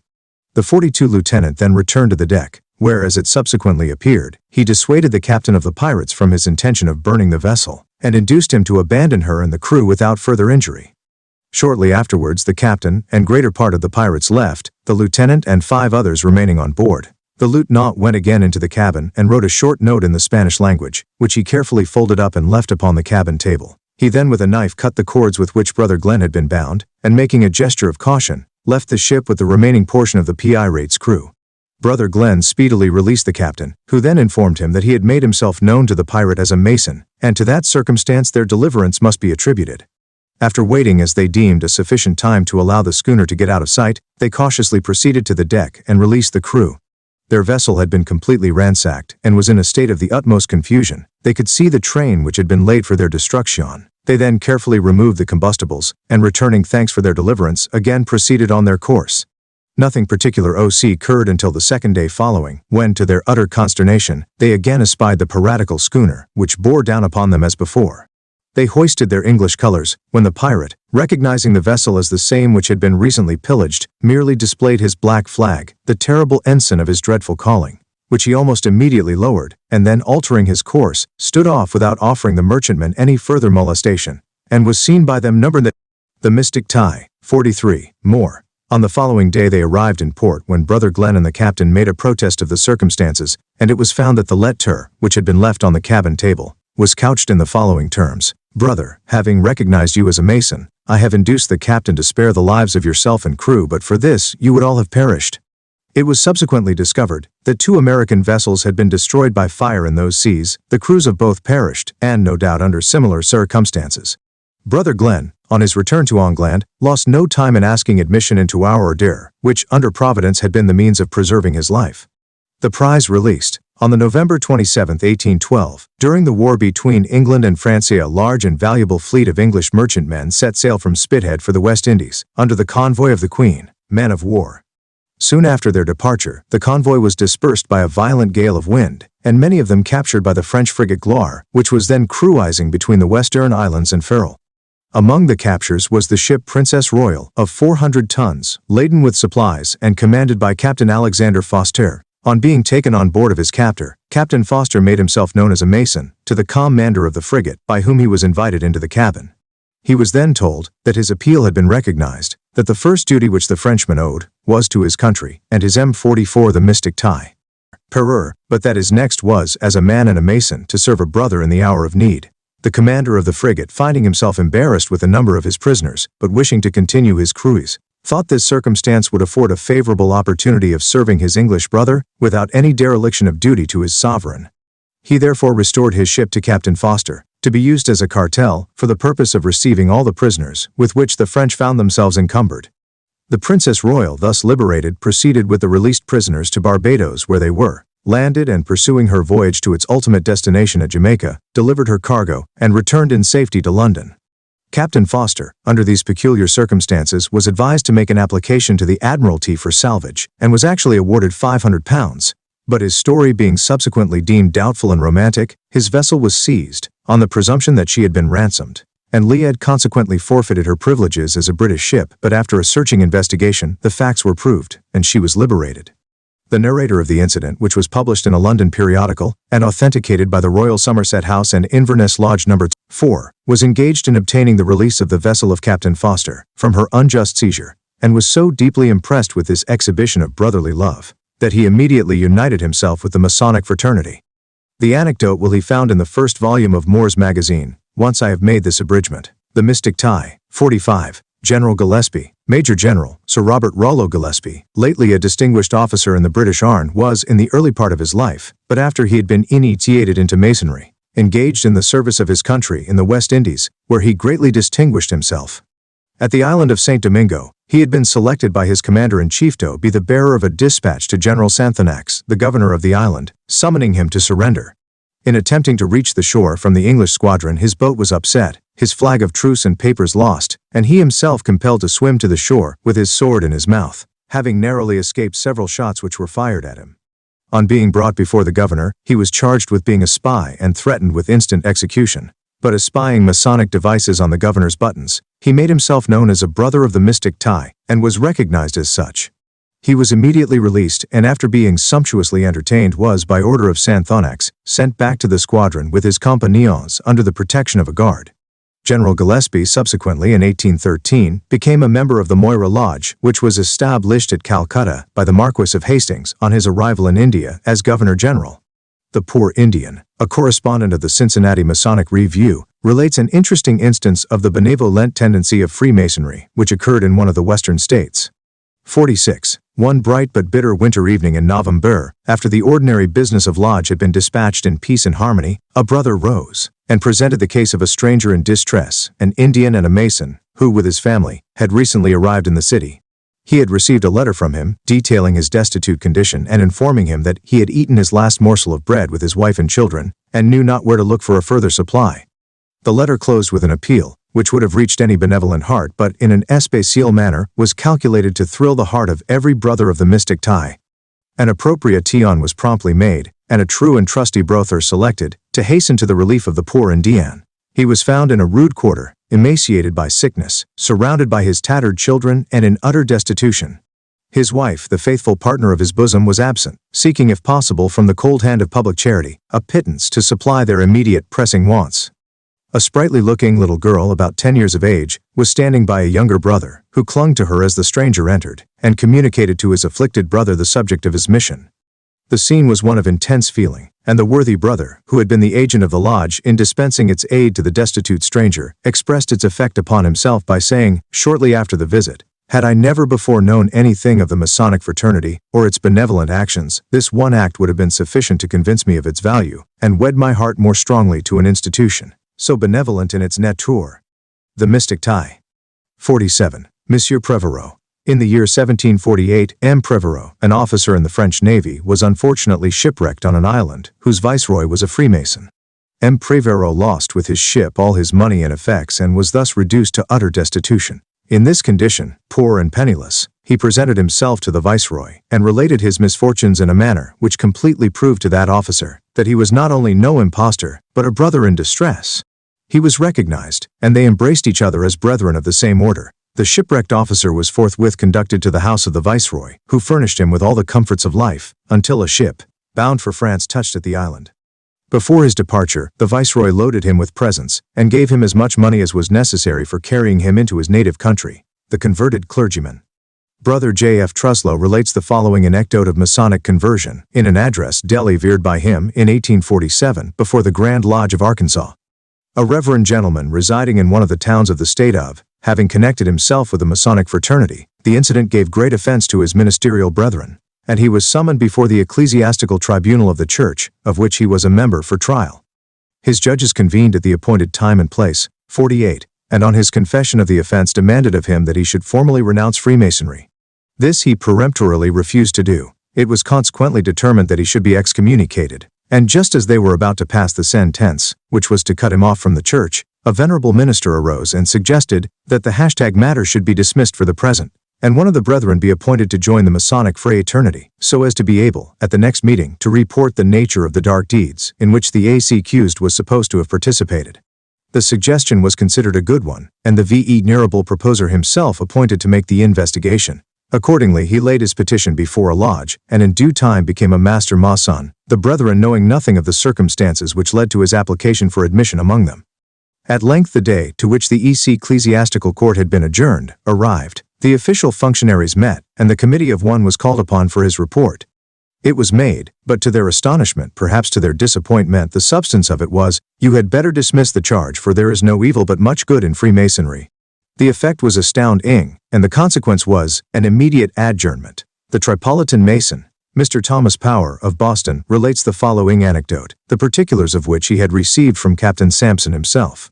See Moore's Freemasons Monthly Magazine, Vol. 4, p. 17, to which work the anecdote was communicated by Mr. Power. The Mystic Tie, 49. In the year 1795, the ship Betsy sailed from Boston. The ship was commanded by Captain Chapin Sampson, who was initiated as a Mason in the year 1793 in Liverpool. In the course of her voyage, she was taken off Malaga by a Tripolitan xebec, and the vessel and all on board carried into Tripoli. Here Captain Sampson and his crew were stripped of their clothing, except a slight bit of cotton about their waists. Being the first Americans carried into Tripoli, he and his men were driven through the city chained, and were pelted by every offensive missile. He was then thrown into a dungeon, where he was kept a number of days. After that, he was taken out and employed in taking the cargo out of his ship.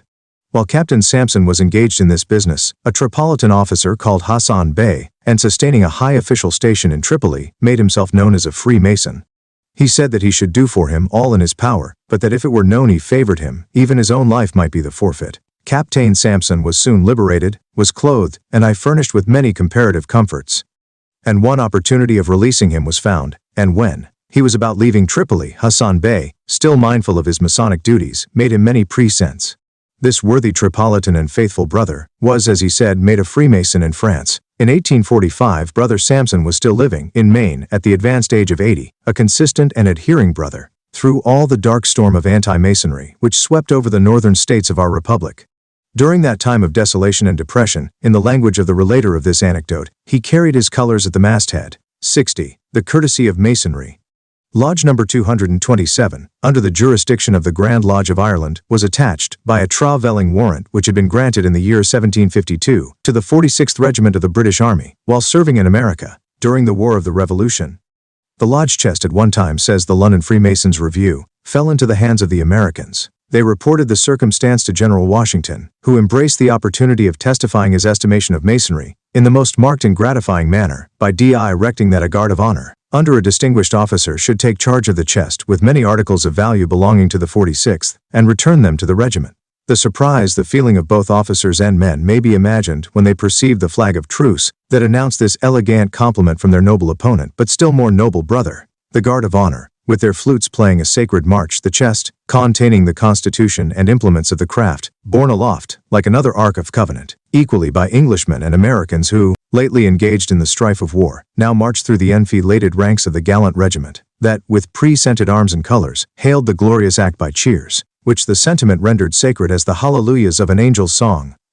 A similar courtesy was extended to this lodge, on another and subsequent occasion. In the year 1805, while in the island of Dominica, the 46th Regiment was attacked by a French force war at the Mystic Tie, 51, that time existing between the governments of France and Great Britain, and again the lodge had the misfortune to lose its chest, which was right on board the French fleet, its captors having had no opportunity of discovering the nature of its contents. But 3 years afterwards, when the character of the prize had become known, the French government, at the earnest request of the officers who had commanded the expedition, returned the chest, with several complimentary presents, as a tribute from an enlightened nation, to the excellence and sacred character of the Masonic institution. In 1834, the warrant of constitution of this lodge was renewed by the Grand Lodge of Ireland, on which occasion these interesting incidents in its history were elicited from the records. Of the ultimate fate of a lodge, whose vicissitudes in war form so interesting a portion of the annals of Freemasonry, it is fortunate that we can furnish the history. The lodge became again dormant, but was revived on the March 28, 1848, and established permanently in Montreal, as is the Lodge of Social and Military Virtues, No. 227, on the registry of the Grand Lodge of Ireland. The magistrates of Amsterdam. In the year 1735, the States General of Holland interdicted the practice of Freemasonry. Notwithstanding the promulgation of this ordinance, a lodge in Amsterdam continued to hold its regular meetings at a private house, the residence of one of the members. The magistrates, having been into 52, formed of the fact, ordered the house to be surrounded, and all the members of the lodge to be arrested. Being brought the next day to the town hall, the master and wardens were examined, in respect to the object of their assemblies, and the character of their institution. The answers, of course, were general, but the brethren offered to initiate any one of the magistrates who was willing to undertake the experiment, in order that a fair opportunity might be afforded for an investigation into the design of Freemasonry, with the understanding that the initiated magistrate should report to his colleagues whatever he should find of an unfavorable or immoral nature, in the character of the society. The offer was, after some consideration, accepted, and the town clerk was selected to undergo the experiment of initiation. On his return to the town hall, he made so favorable a report of the institution that all farther prosecution of the brethren was suspended, and the magistrates, taking a lively interest in the affairs of the body, were successively initiated into the mysteries of Freemasonry. The institution has since met with no obstructions to its progress in Holland. The Mediterranean Pass. The Mediterranean Pass is an honorary degree of Masonry, at one time conferred only on Knights Templars. In a modified form, it is now more nearly diffused, and is said to have been formerly useful to mariners in the Mediterranean, as a means of recognition, in cases of attack from the corsairs who, if they happened to have this degree, permitted those brethren who had it also, to escape without pill. The mystic tie. 53. Lage or detention. Dr. Oliver says au fait that, according to Masonic tradition, vessels cruising about the Mediterranean Sea are in danger of being captured and plundered by the Algerines and other African pirates who infest the coast, so that unless there is some person on board who has been admitted to this degree, the vessel will have great difficulty in escaping. Otherwise, it is allowed to pass without molestation. That the utility of this degree is not altogether of a traditionary character, we may learn from the full-lowing narrative communicated by a correspondent to the Cincinnati Masonic Review, and which is quoted here in the author's words. In 1825, one was in poor health, and obtained permission to make a cruise in a Colombian frigate up the Mediterranean. We were lying off Malaga, designing to intercept a Biscay-bound convoy. One morning at daylight we discovered very near us to windward 3 large ships under full sail, bearing directly down for us. They proved to be 3 large Polacca-rigged Greek frigates, either of which was more than a match for us. Our ship, after some maneuvering, was cleared for action, still hoping, however, to avoid a hostile rencontre. Our flag was shown. It was either not respected or not recognized, the fleet still standing on, and the flagship firing a gun to windward, which was a hostile signal. Everything portended a fight. Our hopes were desperate. We were on an enemy's coast, no refuge short of Gibraltar, 200 miles to leeward, and itself rather an equivocal one. The Colombian Republic was not then recognized among 54. The Christian nations. She was esteemed, but a Colonian rebellion, England it is true, had formally acknowledged her nationality, but good neighborhood to Old Spain gave reasons to fear the non-protection of Gibraltar. Moreover, we had the Castle of Ceuta in fearful proximity at that time, and probably still full of unfortunate Colombians incarcerated for life in its subterranean cells. Our only hope was from the humanity of the semi-barbarous Greeks. Captain Anderson, a prize officer aboard, suggested a last resort to the commander, fortunately a Mason, and it was forthwith essayed. Our flag was lowered, the Mediterranean Pass was displayed. We were of course all anxiety. In 10 minutes, behold, it was answered, and was speedily followed by a courteous salute. Their fleet bore away to the southward. Masonry prevents litigation. There is nothing more adverse to the principles of the Masonic institution than the occurrence of litigation between its members.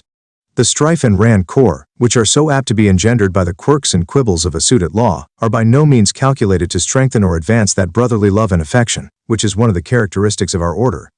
Hence it is one of the tenets of the society, that any dispute should be settled, rather by the mediation of friends than by an appeal to legal tribunals, and that, when, from the intricacy of the case, it is found impossible to obtain in this manner a satisfactory adjudication, the reference to courts of justice should be conducted in mildness and kindness, with the feelings that the mystic tie. 55. Distinguish a contest for truth rather than with those that desecrate a struggle for victory. On this point the ancient charges are so explicit that a quotation from them will be the best eulogium that can be offered on the pacific spirit of Freemasonry.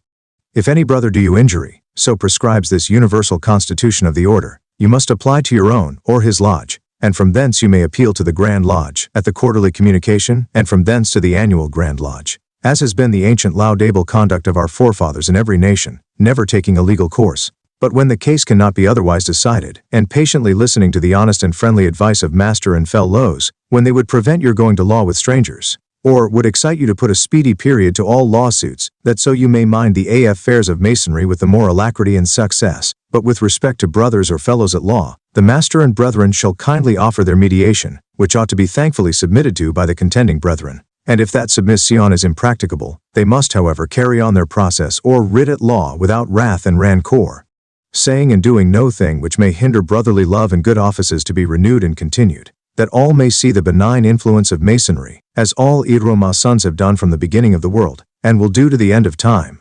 If this benign influence has not always been successfully exerted, it is to be attributed to the infirmity of human nature, through which we know the right, and yet the wrong pursue. 56. The precept is there, but how often is it in masonry as in religion, that our teachings and our practice are at variance? Yet that the rule is sometimes obeyed, and that too with the happiest effects may be learned from the following narrative, which was contributed a few years ago by one of the correspondents of a newspaper, published in Ireland. In the summer of 1835, the schooner Vigilant, Captain Berquin from Dunkirk, arrived in Laywick Harbor, with loss of sails and other damage. The captain procured an agent with whom he agreed for the necessary repairs, which were soon effected, and the vessel declared ready for sea. A misunderstanding, however, arose between the captain and agent on the charges incurred, which, in the sequel, proved to be excessive. The captain threatened to sail without acknowledging the AC count, unless corrected, whereon a meditation fugsy warrant was procured against him. I knew him to be a man incapable of acting dishonestly, although a little acute with detection of certain mistakes, and was struck with astonishment at seeing him marched off to prison, and incarcerated beside a felon, convicted of theft and burglary. As the captain understood the English language but very imperfectly, I proffered my service in his forlorn state. After the burst of indignation which naturally followed had subsided, he earnestly requested that a Freemason might be sent to him. I was acquainted with several gentlemen, reputed to be of the order, and to whom one made his case known. The agent who procured the warrant, the judge who signed it, and the captain who suffered by it, were all Freemasons. Instant justice was rendered, and the captain immediately liberated. I was so struck. The mystic tie. 57. With the wondrous influence of the mystic tie over the usual tardy operation of official regulations, that I eagerly seized the opportunity to become a Freemason. Freemasonry etc. I had the pleasure of hearing the worthy brother, Captain Nicholas Brown, relate the following anecdotes at a communication of Washington Lodge No. 5 in Charleston, SC, where he was, like myself, on that evening a visitor. At the request of the lodge, he the next day committed them to writing, and they were published by Brother Moore in the Freemasons magazine for July 1847. I shall not mar the effect of the relation by seeking to amend the simple yet truthful language of the narrator. When a young man I was made a Mason in the Sea Captain's Lodge, No. 115, at Liverpool, England. In the year 1813, during our last war with England, I was returning home from Lisbon, after discharging a cargo of corn and flour there, with my ship loaded with salt. About the 4th or 5th of April, at 10 a.m., 4 days out from Lisbon, I saw a large ship standing for me, which soon came near enough to reach me with her shot when I hove to. She hoisted French colors, and proved to be the French frigate Arethusa, of 50 guns, Commodore Bovet commander, with instructions to burn, sink and destroy all ships or vessels bound to or from an enemy's port. I was soon boarded by a lieutenant and 20 men from the frigate, all prepared to set fire to my ship.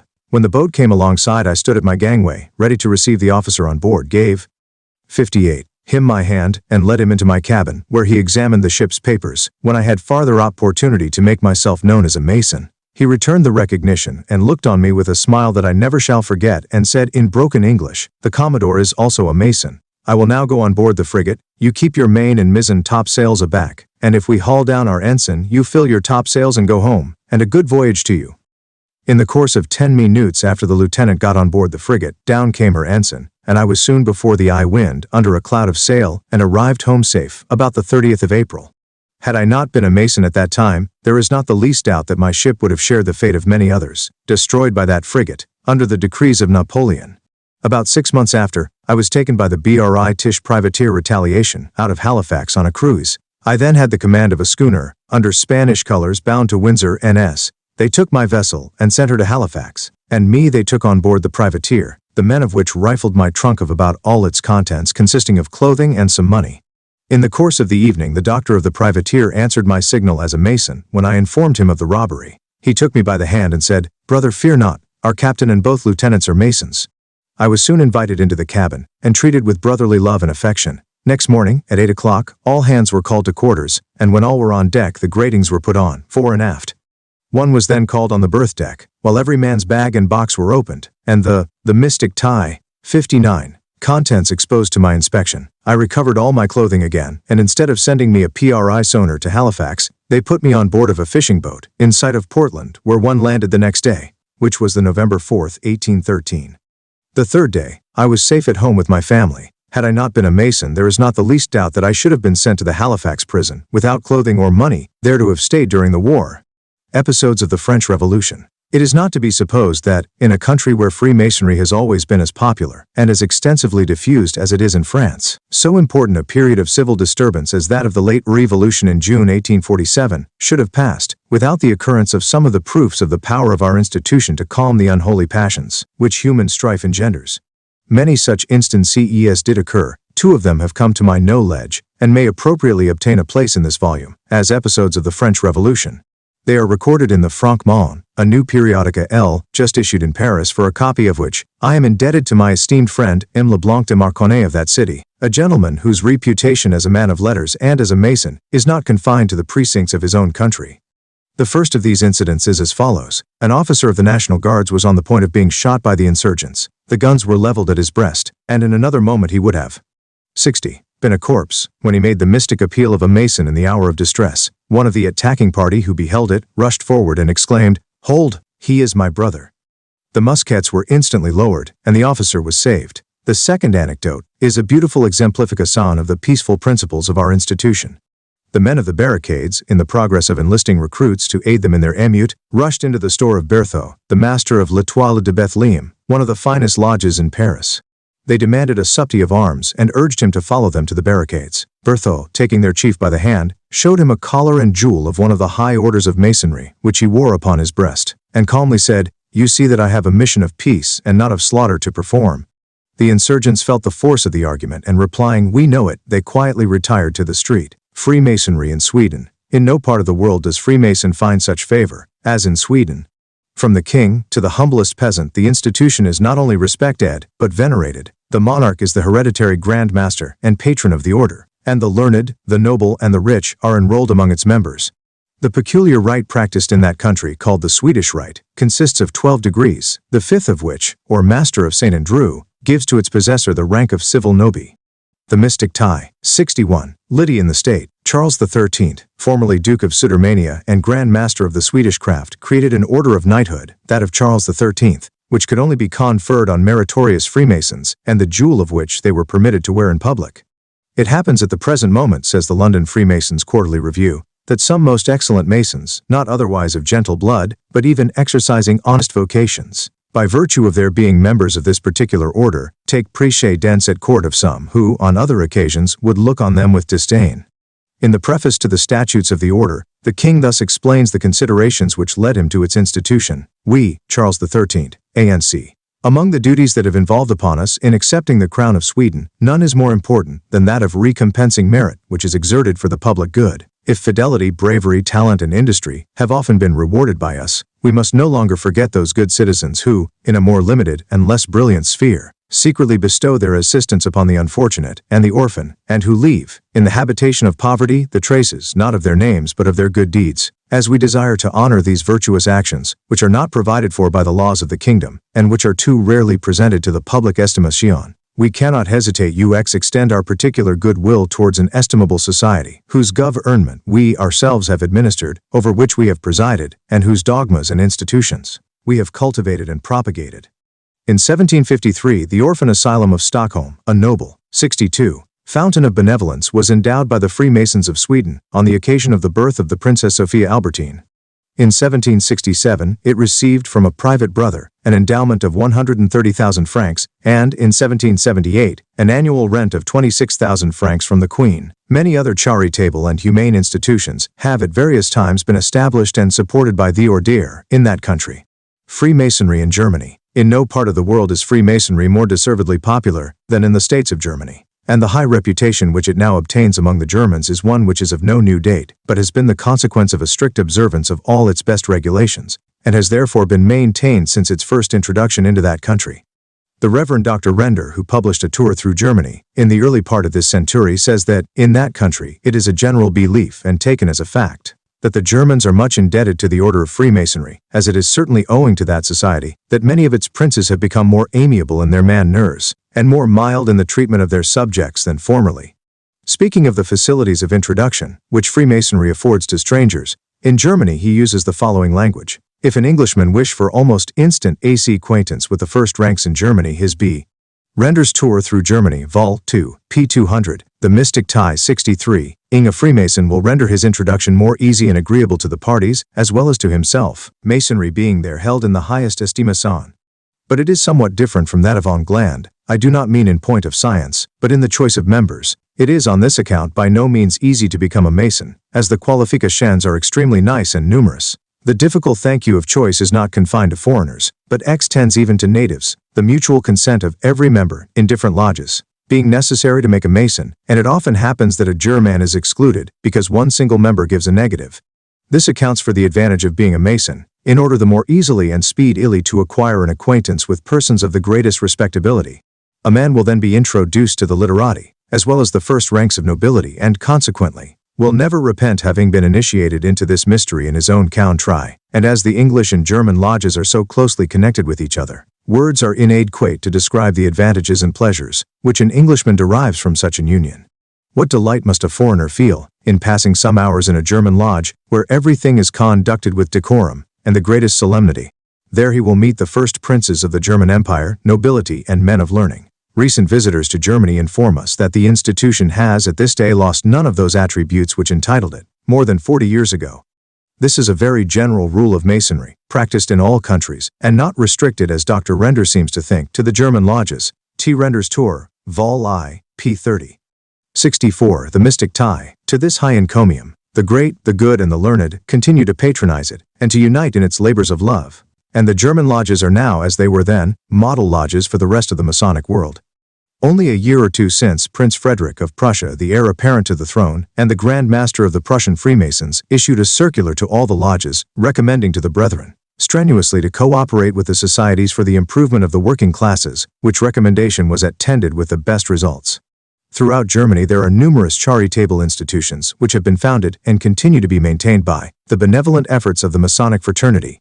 Among these may be enumerated the institute founded at Berlin in I by the National Grand Lodge of Germany, for the orphans and widows of Freemasons, which is supported by annual donations from all the Prussian lodges, a poor and orphan house at Prague, a lying-in hospital at Schleswig, and schools and houses of refuge in various parts of the empire. Masonic courtesy in war. We have related so many instances of the benefits of Freemasonry in the tented field that we almost need an apology for introducing one more to our readers. The interesting example, however, of courtesy which it exhibits amid those scenes, where mortal strife is too apt to engender a harsher spirit, will perhaps furnish some excuse for the relation. The anecdote was published 20 years ago in the Boston Sentinel, The Mystic Tie, 65. In one of the engagements of our Revolutionary War, the charter, or warrant of constitution, of a military traveling lodge, attached to the 17th Regiment of the British Army, fell, among other spoils, into the possession of a conquering force of the Americans. As soon as the capture was made known to the commanding officer of our troops, who was himself a Mason, he ordered it instantly to be returned to the regiment from which it had been captured, and accompanied the restoration with a letter of the following import. When the ambition of monarchs or the jarring interests of contending states call forth their subjects to war as Masons, we are disarmed of that resentment which stimulates to undistinguished desolation, and however our political sentiments may impel us in the public dispute, we are still brethren, and ought to promote the happiness and advance the weal of each other. Accept therefore at the hands of a brother the warrant of Constitution of Unity Lodge No. 18, held in the 17th British Regiment, which your late misfortunes have put in my power to restore to you. Pope Benedict XIV. Pope Benedict XIV, who succeeded Clement XII, confirmed the bull of his predecessor, by which all Freemasons who adhered to the institution were to be excommunicated. By a change of his conduct, however, towards the order, he subsequently gave his tacit testimony to its excellence. One of his favorite courtiers, a zealous Freemason, sought to change the Holy Father's opinion and induced 66. Him to be privately initiated, on which occasion, a Roman brother of the name of Tripolo delivered an address. Benedict ceased after this to persecute the Freemasons in his territories.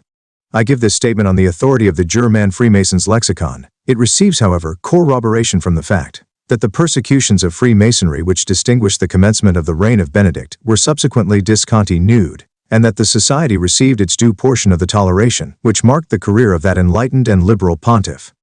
Queen Elizabeth, the testimony of good Queen Bess of England to the excellence of Freemasonry, like that of Pope Benedict XIV, was altogether of a practical nature. Like the Roman pontiff, the English Queen had conceived an erroneous opinion of our institution, and was at first disposed to persecute it.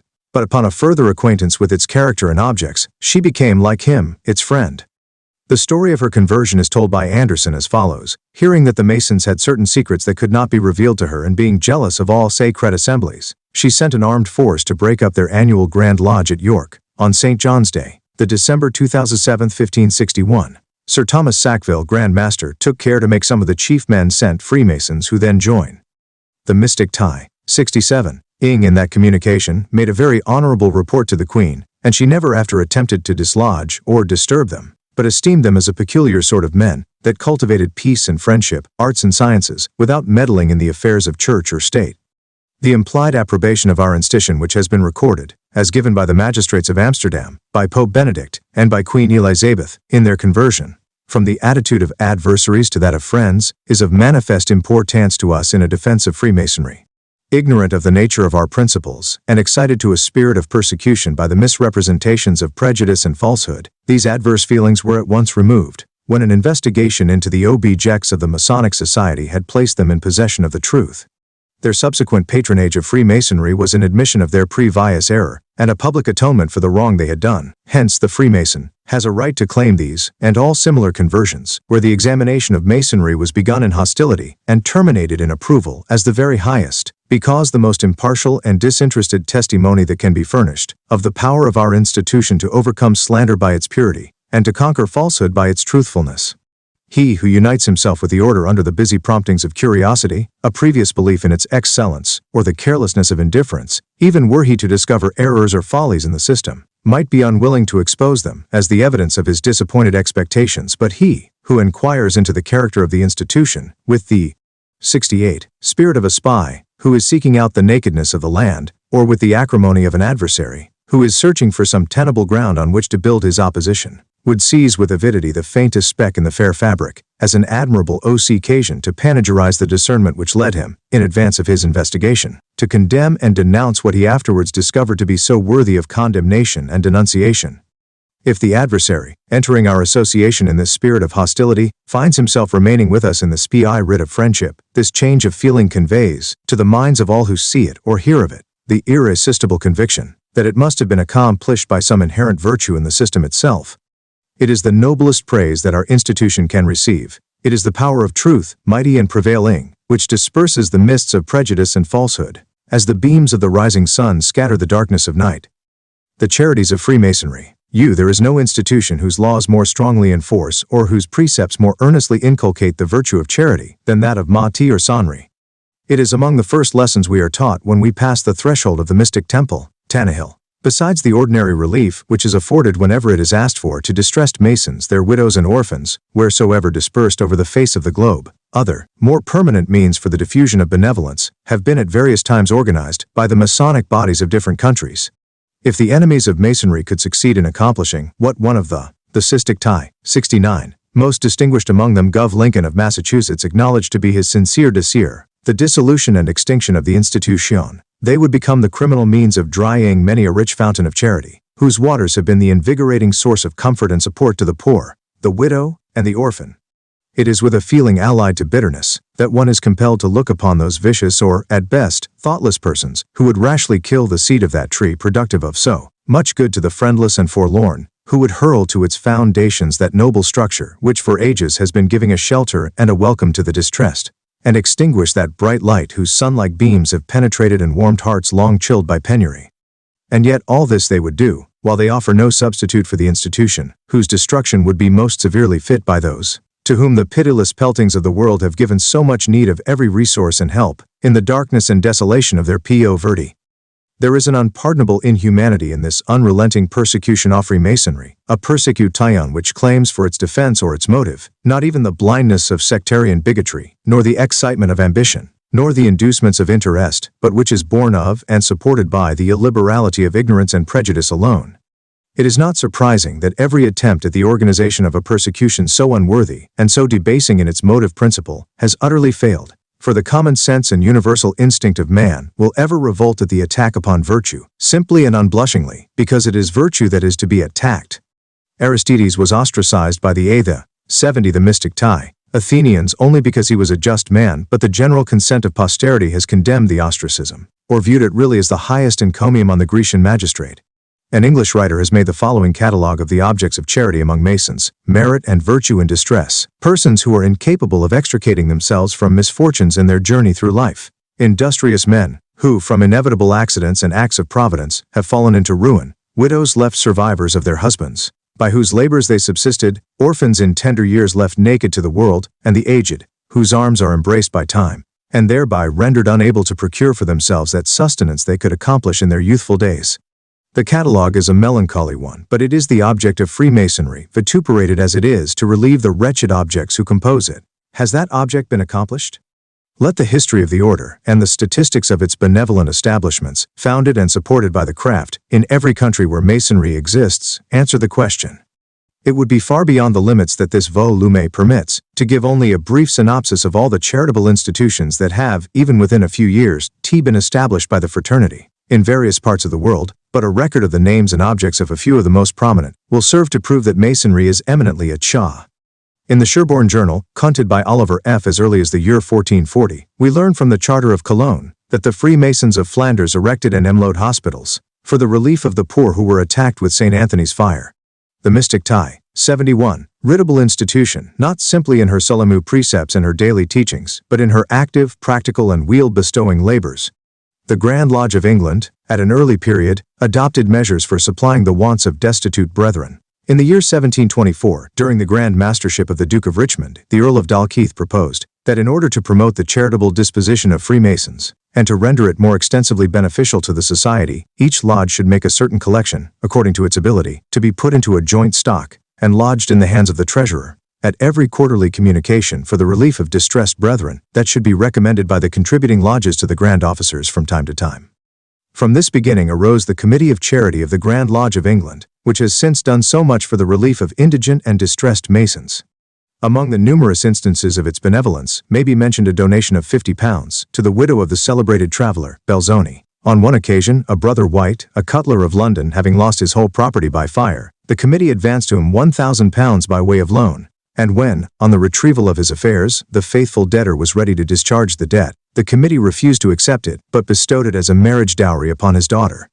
The Freemasons of London established in 1835 a noble institution known as the Asylum for Worthy Aged and Decayed Freemasons, the generous objects of which are sufficiently designated in its title. To this is now to be added an asylum for the widows of indigent Masons, which has been also established by the Grand Lodge of England. 72 The Mystic Tie. In France there is a central house of relief, which was established by the Grand Orient on the March 21, 1840. The object of this institution is to receive destitute Masons for a determinate time, to contribute to their immediate relief, and to obtain employment for them. In 2 years 11,600 francs were subscribed by the lodges and individuals to this benevolent design. The Society for the Patronage of Poor Children, at LJMNS, is deserving of a more particular notice. The great design of this society is, by the proper education of the poor, to diminish the primary cause of pauperism. For this purpose the society selects a child while in the CRA del, and chooses from among its members a worthy and capable patron for it. This patron assists the parents in all their cares, supplies their insufficiency, their carelessness or indifference, watches over the health, the morals and the education of the child, sees that it is well fed and well clothed in its infancy, and that it is sent to school at a proper age, examines its progress, encourages its efforts, instills into it the principles of religion, a fondness for labor, respect for its parents, and the love of country. He directs it in the choice of a trade, and selects a fitting master, and finally, if a boy, he supplies him, on the expiration of his apprenticeship, with the necessary tools to enter upon his career of industry, and if a girl, presents her with a dowry to facilitate her prospects of honorable marriage.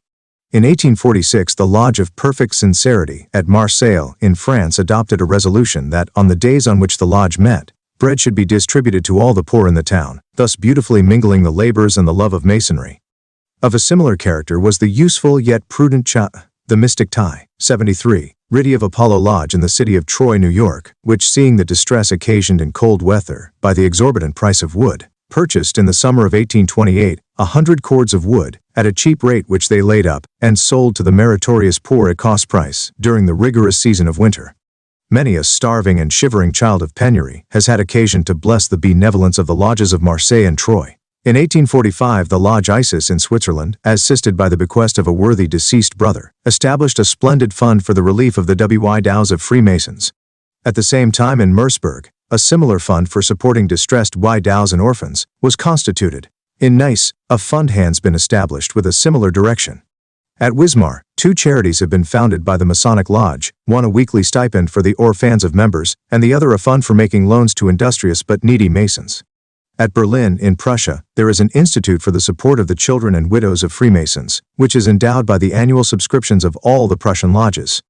There are an orphan asylum at Prague, a lying-in hospital at Schleswig, an institute for widows at Rostock, and other charitable institutions, the result of Masonic benevolence at Presburg, Stellen, Rosenberg, and various other cities of Germany. The Lodges of Holland, founded in 1808, an institute for the blind at Amsterdam. As an instance of the unwearying benevolence of the whole land, Lodges Clavel states that, in the course of 50 years, they had distributed among the distressed 900,000 francs, or about $180,000, which is at the rate of $3,600 a year. 74. In Stockholm there is an orphan asylum which was founded in 1753 by the contributions of the Swedish lodges. This institution is, as I have already said, very rich, having been endowed in 1767 by Brother Broham with the sum of 130,000 francs, and in 1778 with an annual rent of 26,000 francs by the Queen of Sweden. In the United States, the Masonic Order is not yet wealthy enough to have organized many institutions for benevolent purposes, yet the active charities of the fraternity have not been less in proportion to the amount of means than those of their richer European brethren. Stephen Girard, the millionaire who was himself a Mason, bequeathed to the Grand Lodge of Pennsylvania the sum of $20,000, which by his direction has been allowed to increase to $30,000, and the income of which is annually distributed among worthy poor Masons. In New York, a fund has been commenced for the purpose of establishing a Freemasons' orphan asylum. In 1843, the Lodge of Strict Observance was constituted in New York, and one of its first acts was to take under its care 2 little orphan boys, the children of a brother Mason. These little boys have been regarded as the children of the lodge, and their welfare is a subject of satisfaction to every member. Even in the distant isles of the ocean, the spirit of Masonic charity is warming the hearts of the brethren to deeds of active benevolence. The lodges of Tasmania and Sydney in Australia have established a fund for the relief of distressed Masons, their widows and orphans, which it is said, though as yet small, is effecting much good. The Mystic Tie. 75. In short, go where we may, we shall ever find the traces of Masonic charity, not published in printed records, nor blazoned to the world for the purposes of vainglorious boasting, but acting in secret, unknown to all save the recipients of our bounty, and drying the tear of the widow, and hushing the cry of the orphan, giving aid to the helpless and consolation to the sorrowful, with a privacy that adds to the beauty of this chief of virtues. The corollary of all this is furnished by Preston. From this view of the advantages which result from the practice and profession of Masonry, every candid and impartial mind must acknowledge its utility and importance to the state, and surely if the picture here drawn be just, it must be no trifling acquisition to any government, to have under its jurisdiction a society of men, who are not only true patriots and loyal subjects, but the patrons of science and the friends of mankind. The universality of Freemasonry. It was the boast of the Emperor Charles V that the sun never set on his vast empire. This too may be affirmed of Freemasonry. The orb of day, in his revolution, finds at each hour some hallowed spot, the home of a Mason, or the domicile of a lodge, on WFFT to distribute his rays of light and heat. As he leaves the ancient shores of Asia, and with them the lodges of India, of Persia and Turkey, he beholds other congregations of the brethren amid the populous cities of Europe or solitary dis. 76. Disciples in the deserts of Africa, and still continuing his course, he is welcomed by the sons of light, who are meeting in the young and vigorous republics of America. In every land the Mason may find a home, and in every clime a brother. I have observed in another work, that this universality of Masonry is not more honorable to the order, than it is advantageous to the brethren. From east to west, and from north to south, over the whole habitable globe, are our lodges disseminated. Wherever the wandering steps of civilized man have left their footprints, there have our temples been established. The lessons of Masonic love have penetrated into the wilderness of the West, and the red man of our soil has shared with his more enlightened brother the mysteries of our science, while the arid sands of the African desert have more than once been the scene of a Masonic greeting. The statistics of Freemasonry furnish abundant evidence of the wide extension of the institution. In Europe, lodges are to be found in the full vigor of operation in every kingdom, except Italy, Austria, and Spain, and even in these countries, although the persecution of the Roman Church and the tyranny of the state have prevented the public exhibition of our rights, the order has numerous attached and zealous adherents.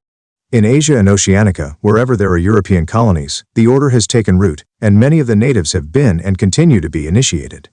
Masonry is also successfully practiced in Turkey and Persia, in Africa, Egypt, Algeria, all the English and French settlements, and even Goa, once a famous seat of the mystic tie. 77. The Inquisition, the banner of Freemasonry, has been unfurled. In America there is not a spot of earth, except its remote and uninhabited wilds, that has not witnessed the opening of a lodge.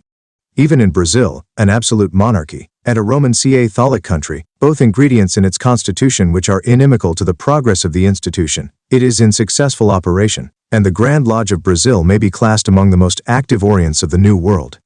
Among the Indians of North America, Freemasonry is popular, and Colonel Butler, who died gallantly in Mexico during the late war with that country, at the head of the South Carolina Regiment of Volunteers, requested and obtained initiation in a lodge in this state, while he was employed as one of the Indian agents of the government, because, as he himself avowed, he saw the immense advantage it would give him in preserving peace and harmony, and in exerting a beneficial influence among the tribes under his superintendence. An interesting incident, illustrative of the extent scion of Freemasonry among the Asiatic Aborigines, is recorded in the London Freemasons' Quarterly Review.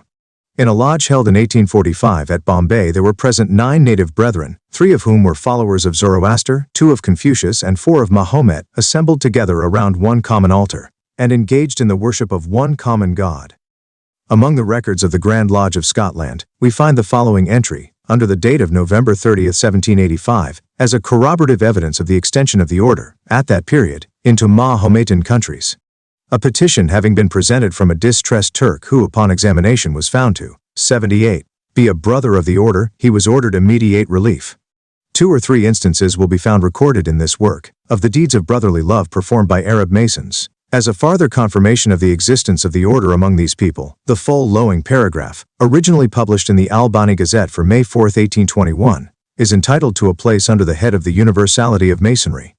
Port Praya, St. Jago, December 21. Arrived, His Britannic Majesty's ship Levin, Captain D. E. Bartholomew, C.B. Commander, last from Rio Ora and Cape Blanco, and sailed 2d of January for Guri and Gambia surveying. Captain Bartholomew informs us that at Rio Ora he had an interview with a tribe of wandering Arabs, and strange to learn, found among them a Freemason, who spoke a little Spanish, and said that in Arabia Felix, where he had been, were many Freemasons, and offered to go on board the ship but was prevented by the chief. Important and numerous, as are the moral and physical benefits of Freemasonry, arising from the mystic tie of brotherly love, which unites its members in one sacred band, their importance and number are increased, in an almost incalculable degree, by this characteristic of its universality. The Mason who remains at home, and mingles but little with brethren from other regions of the globe, can have no adequate conception of the wonderful results produced by this vast extension of our order over the 4 quarters of the earth. It is the Travelled Mason alone who is capable of discovering the difference between the general and cosmopolite operations of an institution like this, and the con.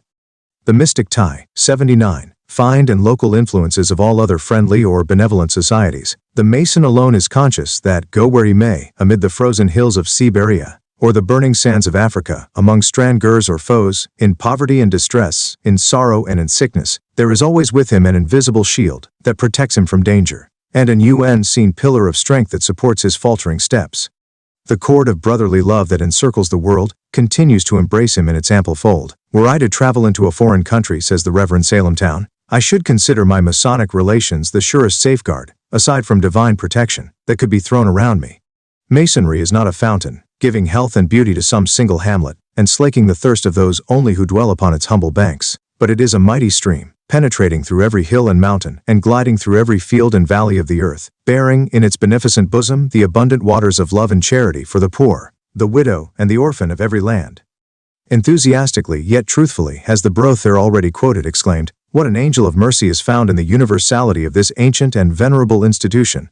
Freemasonry and temperance. There is no charge more frequently made against our institution than that of its encouraging riot and debauchery. That solitary instances of dissipation, but few and far between, may at times have occurred in the social banquets which the Masonic, like other societies, permits, I will not under.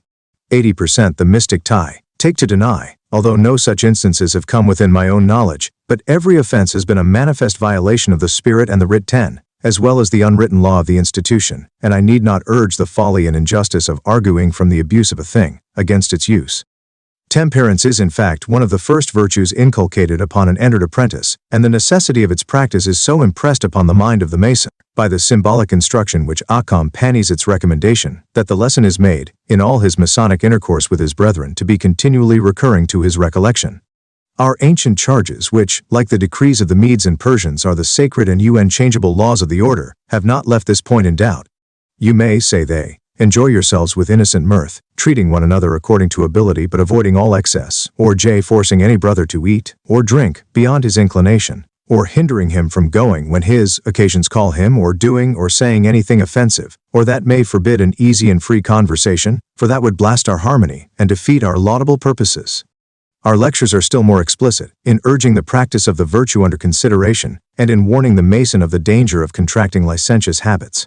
It may add something to the strength of this defense, to state that abstinence from intoxicating drinks was advocated by a portion of the Masonic family, long before the commencement of the pre-St. Temperance Reformation. When Pope Clement XII, in the year 1738, issued a bull of excommunication against the fraternity the Frima, the mystic tie, 81, sons of Italy, unwilling to renounce the institution, and yet not daring openly to practice its rites, changed the title of the order, and continued to meet as Masons under the name of the Xerophagists, a word signifying men who do not drink, and they assumed this appellation because they adopted the pledge of total abstinence from intoxicating liquors as a part of their regulations. Hence the first temperance societies of modern days are to be found in the Masonic lodges of Italy in the last century. The regulation, it is true, was a local one. Total abstinence does not form a part of our general constitutions, but the excess of intemperance is a serious offense against our laws, and one which, whenever it occurs, is always visited with a heavy penalty.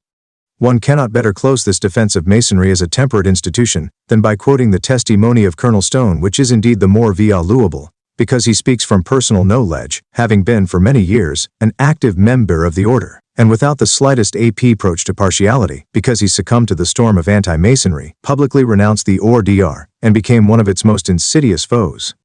Replying then to the charge of intemperance made against the members of the order, he says, if Masons fall into habits of indolence or intemperance in consequence of clustering together at public houses, they do so in defiance alike of the example and instruction of the lodge room, where they are solemnly charged to avoid all irregularity and intemperance, and if therefore the same vices beset the hangers-on of petty courts, the lounge. 82. ERs about country stores and c. Why should the Masonic lodges alone be singled out for condemnation? Freemasonry and religion. If Masonry be not an universal religion, it forms a most beautiful auxiliary to every system of faith, which man's freedom of thought has projected, to canny him to the one happy bourne, which is the common object of all our hopes and wishes.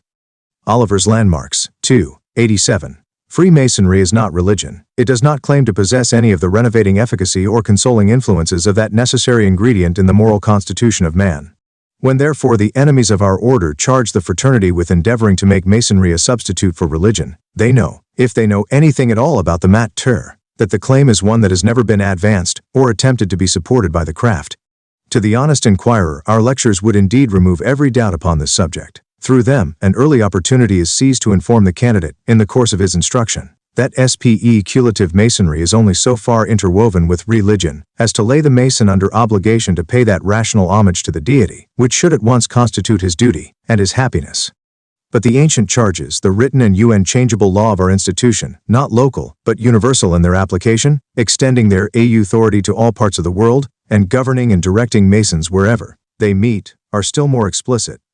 They teach us what is the connexion between Masonry and religion, in these emphatic and unmistakable words. The mystic tie. A Mason is obliged by his tenure to obey the moral law, and if he rightly understands the art, he will never be a stupid atheist, nor an irreligious libertine. But though in ancient times Masons were charged in every country to be of the religion of that country or nation, whatever it was, yet it is now thought more expedient only to oblige them to that religion in which all men agree, leaving their particular opinions to themselves, that is, to be good men and true, or men of honor and honesty, by whatever denominations or persuasions they may be distinguished, whereby Masonry becomes the center of union and the means of conciliating true friendship among persons that must have remained at a perpetual distance. Ancient charges, chap. Masonry then is not a religious sect. It has no creed, except that simple one of theism, in which all good and sensible men agree, no saving ordinances, which must not be neglected at the peril of the soul, no decrees of councils to regulate its faith, no articles of belief which require an unconditional subscription.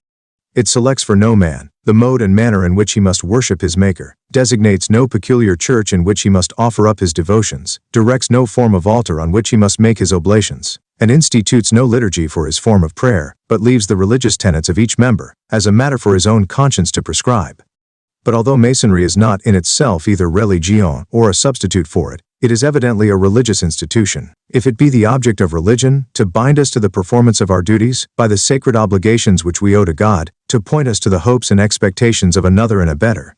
84. Woiled, and to direct us in the conduct of the present, by a standard which is to be applied to the future, then in such a sense as this, Freemasonry is emphatically a religious institution.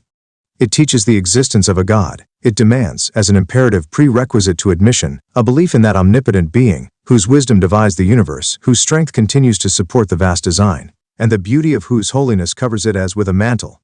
It points to the celestial canopy above, as the eternal lodge in which he presides. It instructs us in the way to reach the portals of that distant temple, and reminds us of that faith which should never doubt, that hope which should never sicken, that charity which should never weary in well-doing.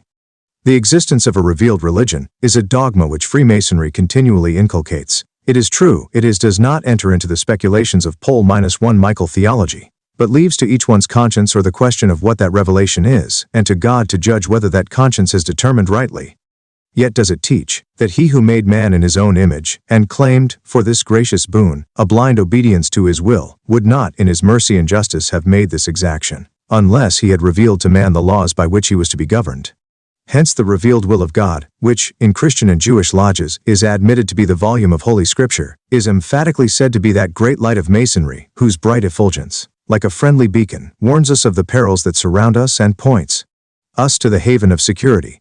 And it may surprise those who know nothing of the institution to learn the mystic tie, 85, that by the laws of the fraternity, no lodge can legally proceed to business until the sacred volume is opened upon the altar. With these views of the deity, it is to be expected that a reverence for his holy name must form a part of the Masonic creed. No Mason will readily forget that solemn moment in the course of his initiation, when the name of the grand geometrician of the universe was first invoked, and when he was taught, ever at that name, to bow with humble submission and fearful awe. And so deeply is this lesson of reverence impressed, and so stringent are the laws which prescribe its enforcement, that instances of profanity are never known within the precincts of the lodge. Men, reckless in their language in other places, and at other times become, in that sacred asylum, religiously respectful in all their expressions. Thus, in all its sayings and doings, Masonry seeks the counsel and support of religion, and strives to unite itself with that holy institution, yet not, as one have said already, with the religion of a sect, for Masonry to be effective for good, must be a universal system, and sectarianism would destroy that universality. The Jew, the Mahometan, the pagan, or the Christian must be permitted to enter our lodges without the fear of theological controversy or the risk of dogmatical insult.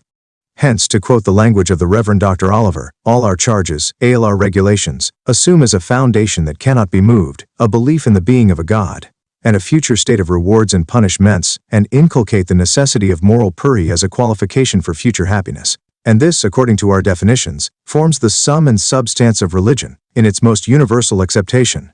86. Again I repeat, Masonry is not religion, but it is a religious institution. The lodge is opened and closed with prayer. Not the prayer of scoffing levity, but the conscientious and respectful petition for divine blessing. Prayer constitutes a part of all our solemn ceremonies, and religious instruction is interspersed throughout our lectures, and hence a reverend brother holding a high sacerdotal office in the order has said, to be Masonic is to be truly religious in both its parts, first, seeking and cherishing in our hearts the true fear of God, and then from this principle, bringing forth all the amiable fruits of righteousness which are the praise and glory of God. To be truly Masonic, in every sense of the word in which I can understand Masonry, is to be truly religious, both in motive and in action. To this panegyric, it may be objected that Masons do not always exhibit, out of the lodge, that religious feeling which I have said is inculcated by the institution. But I am not here defending the Mason. It is Masonry, the order, and not its members, that this volume is intended to eulogize. God forbid that any man should be so presumptuous as to claim for Freemasonry that power of preserving its disciples from error, which even the Church of Christ so often fails to possess. The sacred desk, from which the minister of God is wont to communicate the message of his master, and where naught but unsullied purity should enter, has sometimes been contaminated by an unworthy and a sinful occupant. But was religion then degraded, or did it become less pure, because one faltering son had fallen from his high estate? And shall the mystic tie, 87. Masonry be condemned for its want of power to enforce its precepts, or be decried, because its teachings are not always carried into practice by its followers? If the grace of religion is sometimes weak, the law of Masonry must not be expected to be more effectual. Freemasonry and politics. Dans vos sujets éthiques et terres, ne touchez jamais aux gouvernements actuels, ni aux hommes qui les emploient, mais contentez-vous du passé. Vous y trouverez suffisamment le miroir du présent. LC Veritable Lion des Peuples, Liv. IP 14. There is no charge more frequently made against Freemasonry than that of its tendency to revolution and conspiracy, and to political organizations which may affect the peace of society or interfere with the rights of governments. It was the substance of all Burwell's and Robeson's accusations that the Jacobinism of France and Germany were nurtured in the lodges of those countries. It was the theme of all the denunciations of the anti-Masons of our own land, that the order was seeking a political ascendancy and an undue influence over the government. It has been the unjust accusation of every enemy of the institution in all times past, that its object and aim is the possession of power and control in the affairs of state.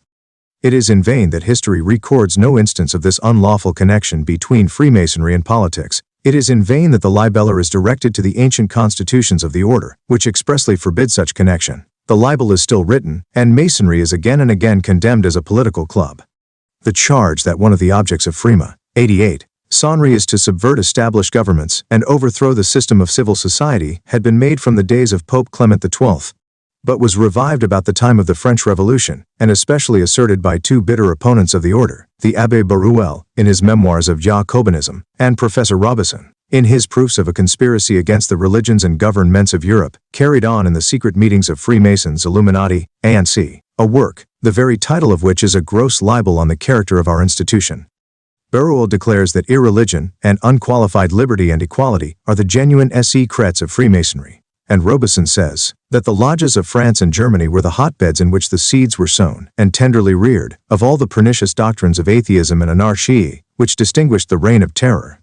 Baruel was a man of but little regard for truth or principle, of which his own book bears the evidence, but Robeson was very probably honest in his intentions though utterly mistaken in his views, and in fact, he committed the egregious error of confounding Freemasonry with the Illuminism of Weishaupt and his followers, an institution with which it had no more to do than it had with the Carbonari of Italy or the Free Judges of Westphalia. From what we have heard and read, says the London Review for August 1798 in an examination of Baruel's book, we are persuaded that the fundamental principles and practices of Freemasonry are as opposite to those of the Illuminés, of the propaganda, or of any other sect in hostility to good order and government, as light to darkness, or good to evil.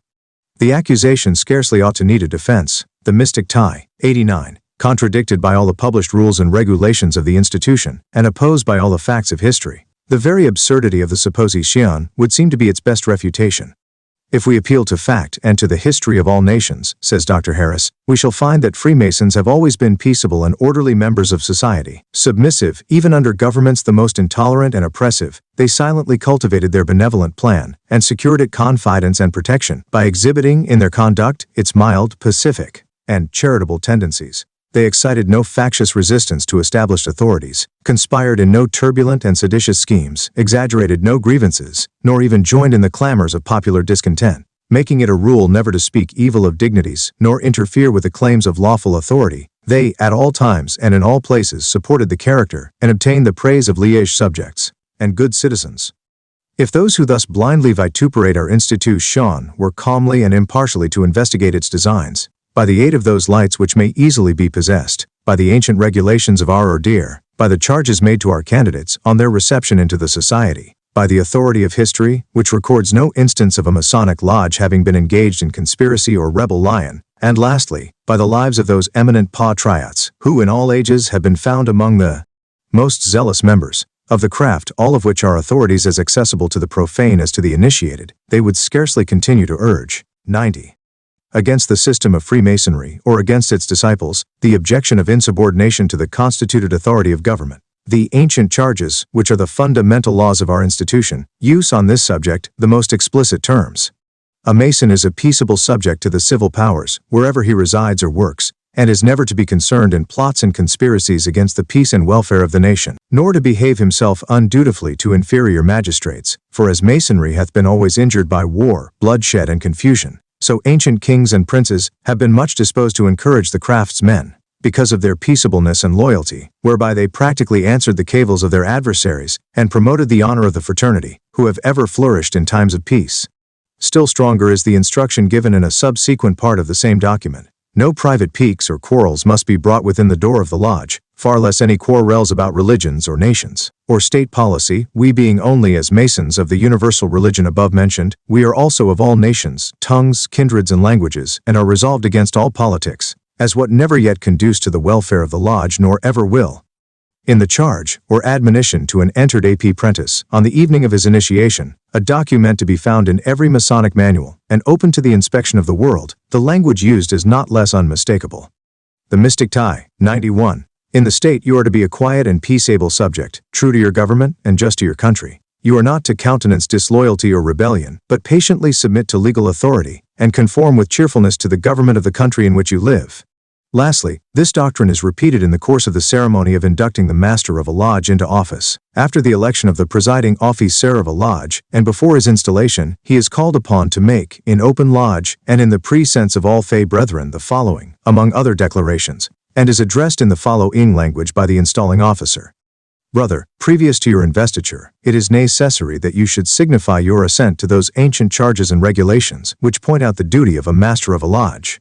1. You agree to be a good man and true, and strictly to obey the moral law. 2. You agree to be a peaceable subject, and cheerfully to conform to the laws of the country in which you reside. 3. You promise not to be concerned in plots and conspiracies against government but patiently to submit to the decisions of the Supreme Legislature. 4. You agree to pay a proper respect to the civil magistrates, to work diligently, live creditably, and act honorably by all men. These are the principles of Freemasonry set forth in the authorized rituals and books of law of the institution, and that they are effectually practiced by the craft is evident from the fact that the purest patriots, the most enlightened statesmen and dignified magistrates, whose sworn duty it was to uphold the laws, with kings and princes whose very existence, 92. The Mystic Tie, was interwoven with and dependent upon the continuance of state, have been the patrons, friends, and members of the order. Such men as Frederick of Prussia, a despotic sovereign, whose position as such must have made him distrustful of conspiracies or political discussions, or Napoleon, the monarch of a popular tumult, and who, as he, owed everything to rebellion, had everything to fear from it, or Washington, the purest patriot that ever lived, and who was by principle as much opposed to secret plots as the others were by interest. Such men would scarcely have patronized an institution whose secret but suspected object was to overthrow all governments, to dethrone all kings, and to prostrate all legitimate authority. It was in truth the absence of all such design which their intimate acquaintance with the institution showed them to be the fact that made them not only the friends of Freemasonry, but zealous and active Freemasons. A single anecdote may relieve the dryness of a tedious disquisition and serve as a practical illustration of the argument we have here advanced. At one period during the reign of Napoleon, when the disasters of war and the multiplication of the conscriptions for new soldiers, it was after the misfortunes of the Russian campaign, had in some degree cooled the enthusiasm of the people for their emperor and produced a general discontent. Some of the enemies of Freemasonry endeavored to persuade him that the Bourbonists were using the Masonic lodges as the means of concocting conspiracies for the restoration of the dethroned family. A lodge whose members were mechanics and trades, people, and whose locality was the Faubourg Saint-Marcel, was especially pointed out as being busily. The Mystic Tie, 93, engaged in the plot. Napoleon, who was himself a Mason and therefore slow to believe that any lodge in Masonic France would thus corrupt the original design of the institution, determined, before he would give credence to the report, to ascertain its truth or falsehood by the unerring guide of a personal inspection. Accompanied therefore by Duroc and Lauriston, he one evening repaired to the Faubourg Saint-Marcel. Duroc first entered the lodge room, and taking his seat next to the master, he informed that officer, in a low voice, that 2 other visitors would soon arrive, whom he enjoined him to receive without ceremony, and should he recognize them, to make no manifestation of his recognition. A few moments afterward, Napoleon and Lauriston made their appearance, and their persons being unknown to the members, they quietly took their seats in the room. The emperor remained about half an hour, and listened to the harmless and certainly not political discussions with which the brethren were occupied. He then retired, fully satisfied that the reports which had been made to him of the revolutionary designs of the Lodge of St. Marcel were founded in envy or malice or prejudice or anything else but truth. The science of Freemasonry. There is no subject existing within the range and grasp of the human intellect, be it the most subtle and various, be it high as the heavens above, or deep as the earth beneath, no secret of creation, into which the science of Freemasonry does not enter in the pursuit of wisdom, knowledge, and virtue. Sermon by Reverend G. Roberts, Vicar of Monmouth, England. For a century, says the learned Dr. Oliver, Freemasonry has been gradually advancing in Historical Landmarks of Freemasonry, Vol. IP 30. 90% 4% The mystic tie. Public opinion, but its progress has been slow and uncertain. Its beauty and usefulness are now becoming more apparent. It is taking its rank among the institutions of the country, and if it be nourished by the patronage of wealth and talent, it will be placed before mankind as an order, in which the pleasing pursuits of science are blended with morality and virtue on the one hand, and benevolence, and charity on the other. It is this scientific character of Freemasonry, which forms one of its principal claims to the consideration of the literary world. The Mason who supposes that, by his connection with the institution, he is simply placed in possession of certain modes of recognition, and merely obligated to certain due ties of brotherly love and charity, falls far short of truth, in his estimation of the extent of its claims and character. Perfect as is its method of forming one universal bond of brotherhood throughout the whole compass of the globe, and admirable as is its system of furnishing relief to the destitute, these are not its only merits. The Mason who does not think otherwise, who does not investigate it as a system of philosophy, who does not cultivate it as, or an institution whose object is, in the language of Laurie, to inform the minds of its members by instructing them in the sciences and useful arts, may be honest in all his intentions, and may indeed do all that his contracted views will permit to advance the interests of the order, but he can never hope to distinguish himself as a bright and useful member of the fraternity. The Grand Lodge of England has shown something of this just appreciation of the character and the aim of the Masonic institution, in making an acquaintance with some of the liberal arts and SCI. The mystic tie, 95, is a prerequisite qualification of the candidates under its jurisdiction. Such a view has always prevailed among the most intelligent Masons, and the fact that there have been, and still are, members of the fraternity who are neither scientific nor intelligent is no more an objection to this claim than it would be to say that colleges are not places dedicated to the pursuits of learning, because dunces are often found within their walls. There are two kinds of Masonry, operative and speculative. With the former, we have here no thing to do, except to say that it is the nucleus around which the latter has been formed, and that it has supplied the symbols and technical language of the order. It is in speculative Masonry that we find that beautiful system of science to which we have been here adverting, but the whole extent and compass of which it is impossible to communicate to an uninitiate.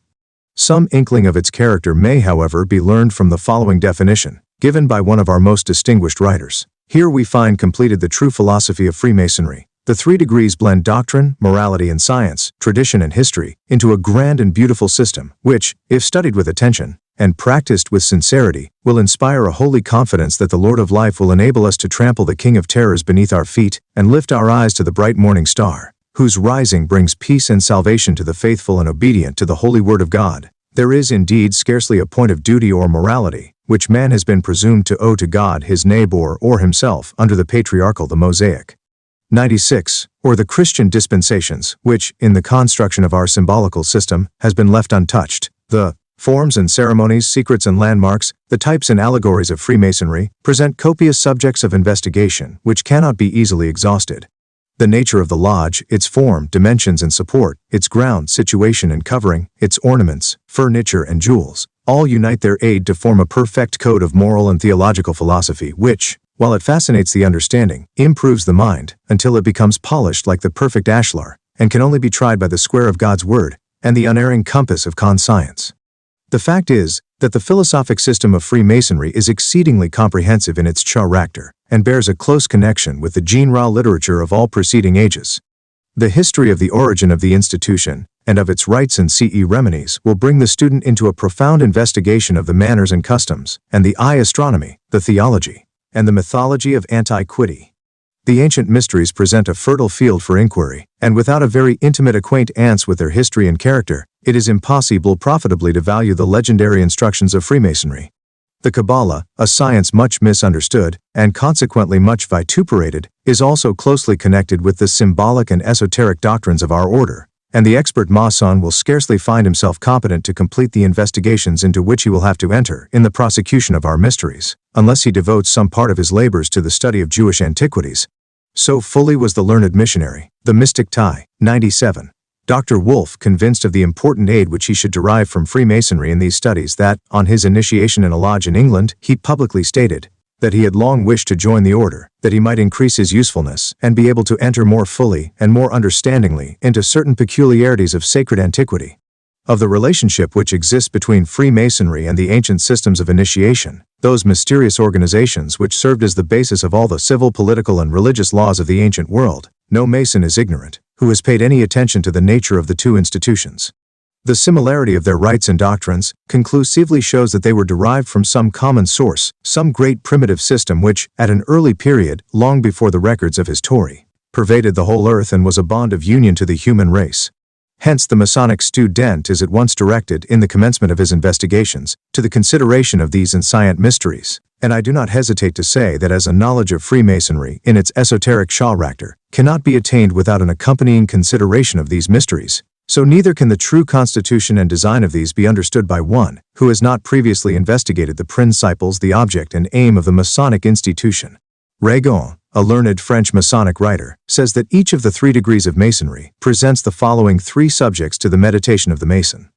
Cours philosophies et interpretatifs des initiations anciennes et modernes, p. 171, 98, 1. The history of the human race classified by epochs. 2. The history of civilization, and of the progress of the human mind in the arts and sciences, as produced by the ancient mysteries. 3. The knowledge of nature, or the knowledge of the divinity manifested in his works and of all religions. On the continent of Europe until within a few years, more attention has been paid to the scientific and philosophical character of the institution than either in Great Britain or America, and an English writer of the last century, speaking of continental Masonry, says that a lodge in foreign countries is eminently styled an academy, and that there, a Freemason signifies a friend and an admirer, or a professor of liberal science. At present, however, in consequence of the learned labors of many zealous Masonic writers, among whom we may mention Oliver and Crucifix of England, and Moore, Chandler and Tannehill of America, the reproach of indifference is now ceasing any longer to exist among the English and American lodges. Some notion of the extent of study which is required to make a bright Mason may be obtained from the following catalogue of the subjects of meditation, appropriated to each of the last 6 degrees which compose the rite of Fessler, a rite of Masonry very extensively diffused throughout Germany. The 1st, 2nd, and 3rd are the primitive degrees, and are occupied with the general science of the order. In the 4th degree, called Holy of Holies, Reverend James Watson, master of a lodge in Lancaster, England, the expression is quoted by Oliver in his Landmarks, Vol. 1, p. 5, The Mystic Tie, 99. The Mason is occupied in an inquiry into the deduction of the origin of the order from the Crusades, from the building of the Cathedral of Strasbourg, from the Rosicrucians and scholars of the 17th century, from the times of Cromwell, from the building of St. Paul's, at London, from the building of Kensington Palace, and from the J.E. The 5th degree, the name of which is justification, has for its science the statement, critical examination, and rectification of all the hypotheses on the origin of the order, as set forth in the degree of the Knight of St. Andrew, in the Scotch Rite, and in the system of Clermont. In the 6th degree, or celebration, this critical examination is extended to the hypotheses of the Rose Croix, of the rite of strict observance, of the African builders and Asiatic brothers. In the 7th degree, called True Light, the examination is continued to the hypotheses of the Swedish Rite, of that of Zinzendorf and of the English Royal Arch, and concludes with a review of the ancient mysteries, and of all systems and rites. The 8th degree, named the Country, calls for meditation on the mysteries brought by Christ from the heavenly kingdom, on the esoteric dogmas imparted by him to his confidential disciples, and on the fate of these dogmas from his death, to the appearance of the sect of Gnostics. The 9th and last degree, the name of which is Perfection, consists of an elaborate review of the fate of all the mysteries, and extends the historical. The Masonic student, while he admits the extensive character of these investigations, will readily discover that none of the events here alluded to furnish a proper starting point for the history of Freemasonry. 100%. Research from the earliest times to the organization of the Royal York Grand Lodge, at Berlin. It will be seen from this brief syllabus that the investigations here presented to the Masonic student offer a wide scope of abstruse learning, embracing subjects of antiquity, of archaeology, of mythology, religion, philosophy, and history, which are of deep interest to, and of extensive relationship with, the past and the present destinies of the human race. In another view, the scientific character of Freemasonry claims our notice. Among the various definitions of Freemasonry which have been given, no one has received so much favor from the fraternity, or appears more precisely to exhibit its true character, than that which is contained in the lectures of the English Ritual, and which describes it as a beautiful system of morality veiled in allegory, and illustrated by symbols. It is for this method of conveying instruction in morals by the assistance of symbolic lessons that Freemasonry is peculiarly worthy of admiration, and for having reduced this method to a perfect and uniform system, it is entitled to the appellation of a science of symbols. This is no new nor puerile science. It has existed almost from the foundations of the world. Faber speaks of a scheme of symbolical machinery, in use among the ancient patriarchs, and which, derived from the events of the deluge, was afterwards perverted by the schools of paganism from its original design. This scheme, enlarged and modified by subsequent history, has been reclaimed, and constitutes a part of the science of Freemasonry. Stukely, the celebrated antiquary, says that the first learning in the world consisted chiefly in symbols, and a commentator on Plato tells us that it was the mode of the ancient phi. The mystic tie, 101, philosophers to represent truth by certain symbols and hidden images. We know that the Egyptian priests made use of symbolical instruction. From them Pythagoras acquired the method, and it was adopted in all the ancient mysteries, as the mode of communicating their esoteric doctrines. This system of symbolical instruction is moreover a science, because, to comprehend it, a previous course of study is required. The difference between an emblem and a symbol is this: the emblem demands a certain resemblance between the sensible object and the thought to be expressed, but the symbol has necessarily no such resemblance. The relation here is altogether fictitious and conventional, and hence, says Marmontel, some assistance is always required for the comprehension of a symbol, and its signification is a mystery, into which there must be an initiation. Freemasonry being then, as it has already been defined, a system of morality illustrated by symbols, the required initiation into it is but another name for the commencement of the study of the science of symbols, not merely symbols conventionally adopted for its own peculiar design, but in the first place the whole S37 stem of symbolical instruction, as it was practiced by the ancient patriarchs, and which system Masonic writers have termed primitive, or Noahite Freemasonry. Next, the system as it was perverted by the inventors of paganism, and which is called spurious Freemasonry. And lastly, the same system, augmented, modified, and adapted to later dispensations, and which is distinguished as Hieromite Freemasonry. Clothing hits. L'intelligence du symbole a toujours besoin d'un peu d'aide, et la signification est un mystère auquel il faut être initié. Encyclopédique. Metcodico Mu, 102. The Mystic Tie, Moral and Theological Instructions. Under this mystic veil, Freemasonry grants the knowledge and full participation of its sublime truths to those only who assiduously labor for their attainment. And thus it may be said to use the language of that Orphic poem, which was chaunted by the Hierophant in the Eleusinian Mysteries: I will declare a secret to those to whom it is lawful, but let the door be shut against all the profane. It is not, however, every Mason who attains to this complete knowledge of the science of his profession. Many continue to loiter in the porch of the temple, unwilling to enter its sanctuary, or unable to appreciate the divine treasures which it contains. These are the men who too often speak slightingly of Freemasonry, in their ignorance of its true design. Others there are, who advance further in its mysterious passages, but yet, from sloth or imbecility, never succeed in embracing within their grasp the whole of its sublime philosophy. They know enough to respect and admire the institution, but they have not for it that warm, undying attachment which distinguishes only the attentive votarix who have deeply drunk of its waters of truth. To these men Dr. Oliver alludes in the following passage: The order of Freemasonry contains a great number of brethren, who are in the constant practice of its rites, and yet rarely apply the science they professedly admire to any other purpose than that which is broadly laid down in its ordinary lectures. Historical portion of these interesting elucidations is considered to possess a tendency to anthexomeos themis esti, theras di epitheste vevilis pesinformes.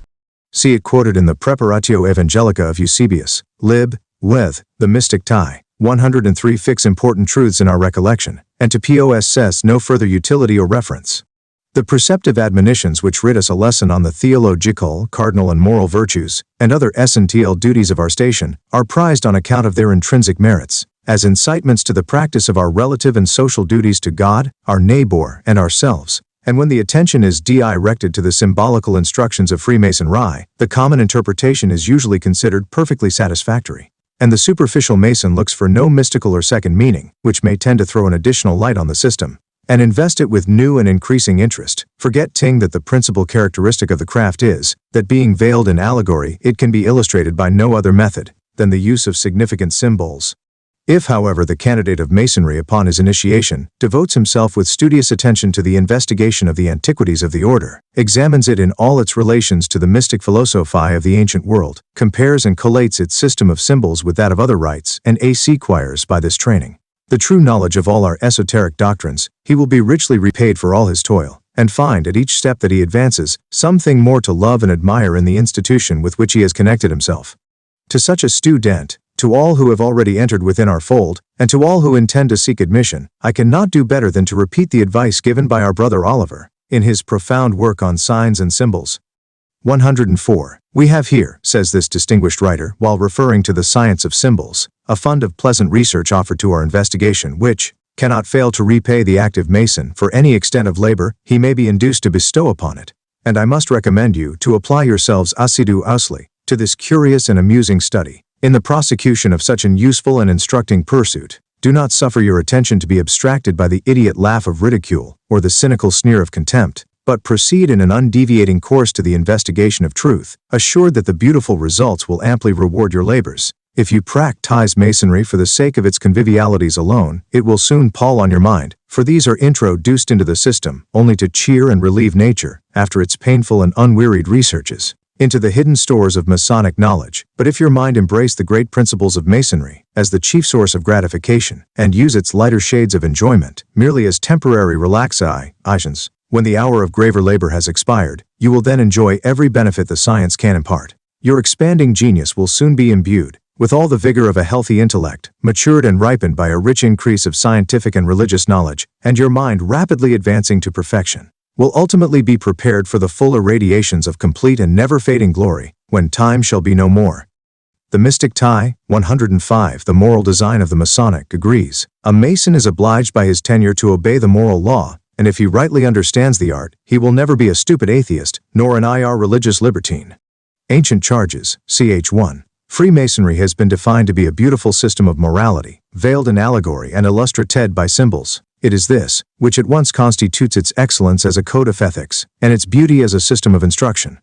It is in fact one vast apologue, whose object, like that of the fanciful fables of that eastern land whence it sprung, is to inculcate virtue by the attractive form of emblematic devices.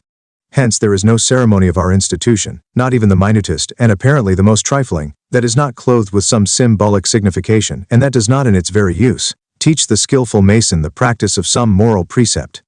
The lights that are placed in our lodge while they serve to disperse the physical darkness are intended also to shed the rays of intellectual illumination. The distinctive vestments with which we are clothed, and the appropriate jewels which distinguish our officers have each their emblematic meaning, and the very tools which were used by our operative ancestors have been diverted from their original intention and serve in the speculative order to convey important lessons of morality. The system of allegorical instruction is not, however, confined to these minor points. It is extended throughout the whole construction of the Masonic fabric, which, like a vast mansion, divided into many apartments, contains in each degree of which it is composed, a distinct and separate inculcation of 106. The mystic tie. Some virtuous principle, the practice of which is doctrinated by our peculiar system of symbols and allegory. The character of this system of instruction will be better understood by a detailed view of the organization of the three primitive degrees, although to test its truth, or fully to comprehend its beauty, each inquirer must enter for himself upon the search. Freemasonry as it now exists is believed from our traditional information to have arisen at the building of King Solomon's Temple, and was at or first exclusively confined to the operative architects and masons who were engaged in the construction of that glorious edifice. Hence the degrees of Initiate Apprentice, Fellowcraft and Master Mason allude to the division into those classes which at that time existed among the workmen at Jerusalem. Other events, which afterwards transpired but of which I cannot here write, gave rise to other degrees, to which however I shall but briefly advert, directing the attention more particularly to those primitive ones, which have always been considered as constituting ancient craft masonry. The degree of entered apprentice is the first in which the aspirant for Masonic knowledge is initiated, and hence it is said to be emblematical of the early period of life, commencing with birth, and terminating with the approach of puberty. This allegory, by all the ceremonies, symbols, and instructions of the degree, is conveyed to the candidate with a beautiful consistency. The blind ignorance and helplessness and destitution of infancy are impressively portrayed. The first lessons of faith in God, of hope. I do not extend these illustrations further than these primitive degrees, not because the higher degrees will not admit of them, but because I desire that everything contained in this work shall be applicable to the general system, and be comprehended by every Master Mason. The mystic tie. 107. Lore, immortality, and charity to all mankind are emblematically inculcated. The necessities and advantages of a virtuous education are pointed out. The practice of those cardinal virtues, temperance, fortitude, prudence, and justice, are recommended, and the obligations of willingness, of fervency and zeal, in the discharge of all of our duties, are recounted to the candidate. Nor are those lessons well befitting the period of youth, taught alone in what the old Greek called winged words, which passing with rapid flight after a time, leave no trace of their visit in the memory. But each precept is accompanied with some allegorical ceremony, or some symbolical allusion, which irrevocably impresses it upon the heart, and seems on all future occasions to enable a single sign, or word, or brief allusion to remind the Mason of his duties. In the second degree, as a fellow craft, the candidate is made to represent the period of manhood. Here it is supposed that the virtuous principles, inculcated in the first degree, or period of youth, are to receive the reward to which their practice is entitled. The corn of nourishment, the wine of refreshment, and the oil of joy are here bestowed upon him who has been faithful in his labor, and diligent in the discharge of his duties. He is admonished that unity is strength, that peace is happiness, and that plenty must crown the labors of industry. He is reminded by peculiar rites that the institution into which he has been received was established in the strength of Jehovah, and depends on his support alone for its future prosperity. But the fellow craft in his representation of the stage of manhood is taught to extend the principles of education which were instilled in the first AD. 108. Agree to the acquisition of useful knowledge. Wisdom, which cannot be valued with the gold of Ophir and whose price is above rubies, is here pursued with unremitting attention. The human senses, those avenues to all human intelligence, and the liberal arts and sciences, by the pursuit of which man elevates his condition and enlarges his mind, are made the subjects of impressive and interesting contemplation, as leading the grateful recipient of these truths to that humble reverence and fervent adoration of God, which forms a striking portion of the ritual of this degree. The third or master's degree is emblematic of old age, with its trials, its sufferings, and its final termination. Youth has long since passed away. Manhood has fallen into the sere and yellow leaf, but the virtuous principles inculcated in the one, and the useful knowledge acquired in the other, are now to exercise their legitimate province in sustaining integrity and truth. The lessons inculcated in this degree are so unutterably beyond what any mere description can convey, and so far surpass anything one that the candidate has as yet received, that the tribute of sublime has been, by unanimous consent, conferred upon it. While its precepts and ceremonies dilate upon all those moral qualities which should distinguish the aged being, whose days are dwindled to the latest span, as for instance that pure heart, which is the most acceptable sacrifice to deity, that silence and circumspection which should distinguish age from youth, and that well-grounded hope, which can arise only from the consciousness of rectitude, it tells us also of the rapid progress of human life, which, like the passing sands of an hourglass, is fast drawing to a close of time. The mystic tie, 109, which is but the introduction to eternity, and of that all-seeing eye from whose searching glance no thought is hidden, and thus by these mournful contemplations are we gently led to the last hour of humanity, when the soul is delivered to the bitter eye-pangs of death, when the dust returns to the earth, as it was, and the spirit unto God who gave it. If the first and second degrees admonish the Mason how to live, the last gives a still more important lesson, and teaches him how to die. Thus it is, that in its first inception, Freemasonry becomes a science of morality, and teaches, by its very division into various distinctive grades, lessons of wisdom and piety. But, if we penetrate still further into its mysterious recesses, we shall find the same moral and religious character pervading its whole organization. Each step we take will discover to our delighted view some visible picture delineated on its tracing board, which shadows forth to the eye, and inculcates to the heart, the purest doctrines of virtue. The rude implements of building, which, in the hands of the profane, are devoted to the base uses of an operative art, are revealed to the initiated as precious jewels, glittering with a brightness borrowed from the lamp of eternal wisdom, and lighting the worthy adept in the way to truth. Hence Masonry has properly been called a science of morality, its morality consisting in the precepts which it inculcates, and the practice it demands from its followers, and its science in the process by which these precepts are taught and this practice maintained.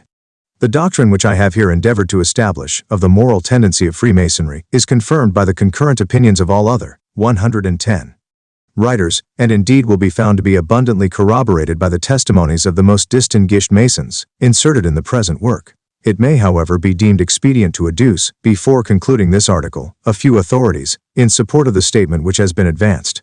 The Reverend Dr. Harris, speaking of the moral lessons of Freemasonry, says, "In our lodges they are illustrated by the most engaging examples, and enforced by the most pathetic lectures, while the signet of heavenly truth stamps them, on every yielding, receptive heart, in characters indelible. This solemn declaration I make in the fear of God, as well as love of the brethren." The Reverend Mr. Hutchinson describes the moral design of the institution in the following language. "It instructs us in our duty to our neighbor, teaches us not to injure him in any of his connections, and in all our dealings with him to act with justice and impartiality, It discourages defamation. It bids us not to circulate any whisper of infamy, improve any hint of suspicion, or publish any failure of conduct. It orders us to be faithful to our trusts, not to deceive him who relieth upon us, to be above the manners of dissimulation, to let the words of our mouths express the thoughts of our hearts, and whatsoever we promise religiously to perform. One thing is clear, says another Reverend Reter, that every sign and symbol which we use offers a lecture to the thoughtful mind, reminding us. Discourses by Thaddeus Mason Harris, p. 113, T. Spirit of Masonry, p. 150, T. Freemasonry, a sermon preached in the Parish Church of St. Martin, Lincoln, August 31, 1843, by Reverend J. Osmond de Kine, M.A. The mystic tie, of our mortality, and how to conduct ourselves during it, and of our immortality, and how to strive so as to pass through the tomb of transgression, and the valley of the shadow of death unto it. And thus we teach, and so our craft, exempt from public haunts, finds tongues in trees, books in the running brooks, sermons stones, and good in everything. The Reverend Henry Grills, in referring the origin of our order to Solomon's Temple, thus dilates upon the union of science and morality among the craftsmen engaged in the erection of that edifice, a union that has descended to their speculative successors. If we trace our order by the science which gave it birth, without recurring to the creation, as has been done, or to the chief subject of creation, man, we shall find it of great antiquity, but without tending for a higher origin, we refer it with confidence to the building of Solomon's Temple. The general history of this memorable building is well known. Consummate wisdom delineated the plan, and the craftsman achieved the design of the great architect of the universe. Under this knowledge, we cannot be surprised that science and morality went hand in hand. We are taught that the workmen were divided into classes, under competent directions, that the implements of operative masonry were made symbols of moral duties, and from the nature and interpretation of those symbols, handed by tradition down to us, we learn that the purport of them was to form good men, to inspire a love of fidelity, truth, and justice, to promote friendship. In a sermon preached April 16, 1844, in the Parish Church of Falmouth, Eng. 112, and social manners to associate men under the banners of voluntary order and virtue. It is from this high origin that we derive our existence as a society. From this source we draw our line, our rule, and our compass. It is from hence that we adopt the measure of space used as such by the operative mason, and apply it to ourselves as a measure of time, giving us an orderly routine of duties. And with this extract I may appropriately, and I trust, safely conclude the argument in favor of the moral design of the degrees of Freemasonry, the tenets of Freemasonry.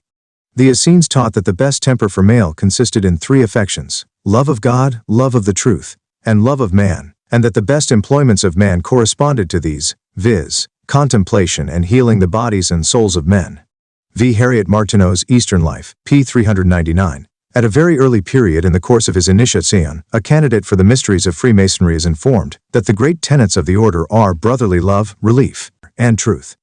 These virtues are illustrated, and their practice recommended to the aspirant at every step of his progress, and the instruction, though continually right in its mode, is so constantly repeated, as infallibly to impress upon his mind their absolute necessity in the constitution of a good Mason.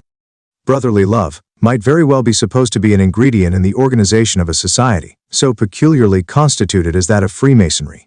But the brotherly love which we inculcate is not a mere abstraction, nor is its character left to any general and careless understanding of the candidate. The mystic tie, 113, who might be disposed to give much or little of it to his brethren, according to the peculiar constitution of his own mind, or the extent of his own generous or selfish feelings. It is, on the contrary, closely defined, its object plainly denoted, and the very mode and manner of its practice, detailed in words and illustrated by symbols, so as to give neither cause for error nor apology for indifference. Every Mason is acquainted with the 5 points of fellowship. He knows their symbolic meaning. He can never forget the interesting incidents that accompanied their explanation. And while he has this knowledge and retains this remembrance, he can be at no loss to understand what are his duties and what must be his conduct in relation to the principle of brotherly love. As these 5 points of fellowship compose the very sum and substance of all that Masonry requires from her children, in their thoughts, feelings, and actions to each other, a brief recapitulation of these duties will be one of the best defenses of the principles of the institution that could be offered, in reply to those who contend that the obligations of a Mason conflict with his duties as a man, a Christian, and a citizen. These 5-fold duties of brotherly love are then thus detailed. 1. Cheerfully and liberally to stretch forth the hand of kindness to save a falling brother, and to relieve him in the hour of his necessity. 2. To persevere, in despite of weariness or sloth, in the active exercise of this kindness, to hasten with alacrity to the performance of our raisonnable service of charity and love, and to turn not. 114. The mystic tie, aside in our journey of affection, until we shall have accomplished all that a brother's wants may require. J3. When trusting not to our own unaided efforts, we seek from God forgiveness for the past, strength for the present, and a promise for the future, to remember that our brother also needs the like forgiveness, strength, and promise, and join in our devotions, his name with our own. 4. With unflinching fidelity to retain, within our own bosoms, the secret and confidential communications of trusting friendship, and thus to guard the honor of a brother with scrupulous care. 5. To support and sustain the character of a brother when unjustly reviled, as we would wish him to do to us, in his presence kindly counseling him of his faults, in his absence warmly defending his reputation. Such is the practical application of this tenet of brotherly love among the members of the society, not given of course in these words but far more impressively, with the aid of symbols and time and place and circumstance, to engrave it deeply and solemnly on the mind. But its teachings are extended still further, and not circumscribed in their influence to the fraternity. We are told in our lectures that we are to regard the whole human species as one family, the high and low, the rich and the poor, who as children of the same parent and inhabitants of the same planet, are to aid, support, and protect each other. The result of such a principle is, as the lectures continue to teach us, that Masonry unites men of every country, sect and movement, and conciliates true friendship among those who might otherwise have remained at a perpetual distance. Relief constitutes the next tenet of our profess, the mystic tie. 115. Sion. On this subject I need not dilate, as an article, in a preceding part of the volume, on the charities of Freemasonry, will sufficiently indicate the extent to which we practically carry the doctrine of relieving the distressed. Relief is indeed the necessary consequence of the former tenet, for the love of our brother will naturally lead us to alleviate his misfortunes, to compassionate his misery, and to restore peace to his troubled mind.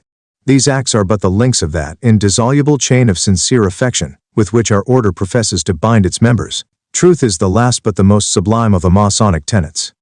Truth was personified by the ancients as a deity, and said to be the mother of virtue, while Democritus feigned that she lived at the bottom of a well, to intimate the difficulty with which she was to be found. Truth is still more profoundly symbolized in the science of Freemasonry. Lux e tenebris, light out of darkness, or truth separated from error, is the motto of the order, because it expresses the object of Freemasonry, and what the zealous Mason is seeking to attain. Lux or light was anciently adopted as one of the names of Freemasonry, because the doctrine of light or truth was regarded as the great object of the institution. Among the ancients the cube was considered as a symbol of truth, and the cube still continues to be the emblem of a Masonic lodge. This search after truth, which under the name of lux or logos, the light or the word, comprehends in its most important illusion the knowledge of the true God, constitutes the great labor of Freemason. He demands it in the bright noonday of his refreshment, but his probation does not yet entitle him to its possession. He seeks it in the grave of departed worth. 116. But he is not yet prepared to receive it, and still dissatisfied with all substitutes for its value, he at length descends into the bowels of the earth in his search after this so much desired truth. He is taught that all other things are mortal and transient, but truth alone is unchangeable and everlasting. The benefits received from it are subject to no variations or vicissitudes of time and fortune. Such are the tenets of a Mason's profession. Can an institution based on these exalted virtues be deemed worthless or puerile? They are the teachings of a noble doctrine, which if carried out in their fullest extent, would result in the most beneficial consequences to man. The social institutions and civilly ties of life would become more engaging, human frailty would have fewer opportunities of displaying itself, temptation would be circumscribed within narrow limits, and the world would be governed by brotherly love, relief and truth, under the guidance of virtue, honor and mercy. Such a consummation is most devoutly to be wished. That it has not been achieved is no fault of Freemasonry. The Freemasons as architects. We work in speculative masonry, but our ancient brethren worked in both operative and speculative, ritual of the fellow craft. I do not wish to pry into the mysteries of the craft, but it would be interesting to know more of their history during the period in which they were literally architects, Hallam's Middle Ages. It might be supposed from the operative character of our institution at its origin that there would be some important relations between it and the science. Ritual of Red Cross Knights, plus Oyver's Landmarks, Vol. IP 164, the Mystic Tie, 117, as well as the practice of architecture. I do not, however, propose in this place and at this time to allude to the operative labors of the founders of Freemasonry in the erection of that vast fabric at Jerusalem, which David desired to begin, and which divine wisdom permitted his son Solomon to erect to the worship of the Lord. I rather desire to invite the reader's attention to the architectural labors of the craft at a later period of history, and to claim some credit to the order for the efforts made by our ancestors, in the Middle Ages of the world, in ornamenting the cities of Europe with religious edifices, many of which still remain as the enduring monuments of their skill and taste. From the 10th to the 16th century, the continent of Europe was traversed from the southern extremity of Italy to the Abbey of Kilwinning in Scotland by a society of traveling architects, who were called by the writers of those and subsequent times, Freemasons. The origin of this society and its connection with the body now known under the same name, one do not here propose to trace. It is sufficient to say that their connection with and descent from the Masons of Solomon's Temple, through the Collegia Artificum, or Colleges of Artificers, has been firmly established by a continuous chain of testimony, and that there is still less reason to doubt that they are the progenitors of the speculative Freemasons of the present day. These bodies of traveling artisans were almost exclusively engaged in the construction of religious edifices, and all the great cathedrals of that age were the work of their hands. They were in core. The whole subject has been fully treated by the author in his Lexicon of Freemasonry, at the article Traveling Freemasons, 118 The Mystic Tie. Aged by the popes who granted them charters of monopoly as ecclesiastical architects, and conferred on them many privileges of an extensive character. They were declared to be independent of the sovereigns in whose dominions they might be sojourning, and were permitted to govern themselves by laws of their own creation. They regulated their own wages and were entirely exempt from all taxation, and it is worthy of notice that in one of the papal bulls published in their favor, it is stated that these regulations have been made after the example of Hiram, king of Tyre, when he sent artisans to King Solomon for the purpose of building the Temple of Jerusalem. Dr. Henry, the historian, speaking of them, says that the popes, for very obvious reasons, favored the erection of churches and convents, and granted many indulgencies by their bulls to the Society of Masons. In order to increase their numbers, these indulgencies produced their full effect in those superstitious times, and that society became very numerous and raised a prodigious multitude of magnificent churches, about this time, in several countries. Wren describes these associations in the following language: for the Italians with some Greek refugees, and with them French, Germans and Flemings joined into a fraternity of architects, procuring papal bulls for their encouragement, and their particular privileges, they styled themselves Freemasons, and ranged from one Naticum to another, as they found churches.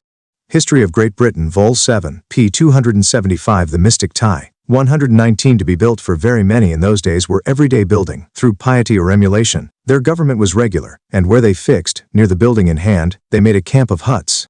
A surveyor governed in chief, every 10th man was called a warden and overlooked each 9. The gentleman in the neighborhood, either out of charity or commutation of penance, gave the mate reals and carriage.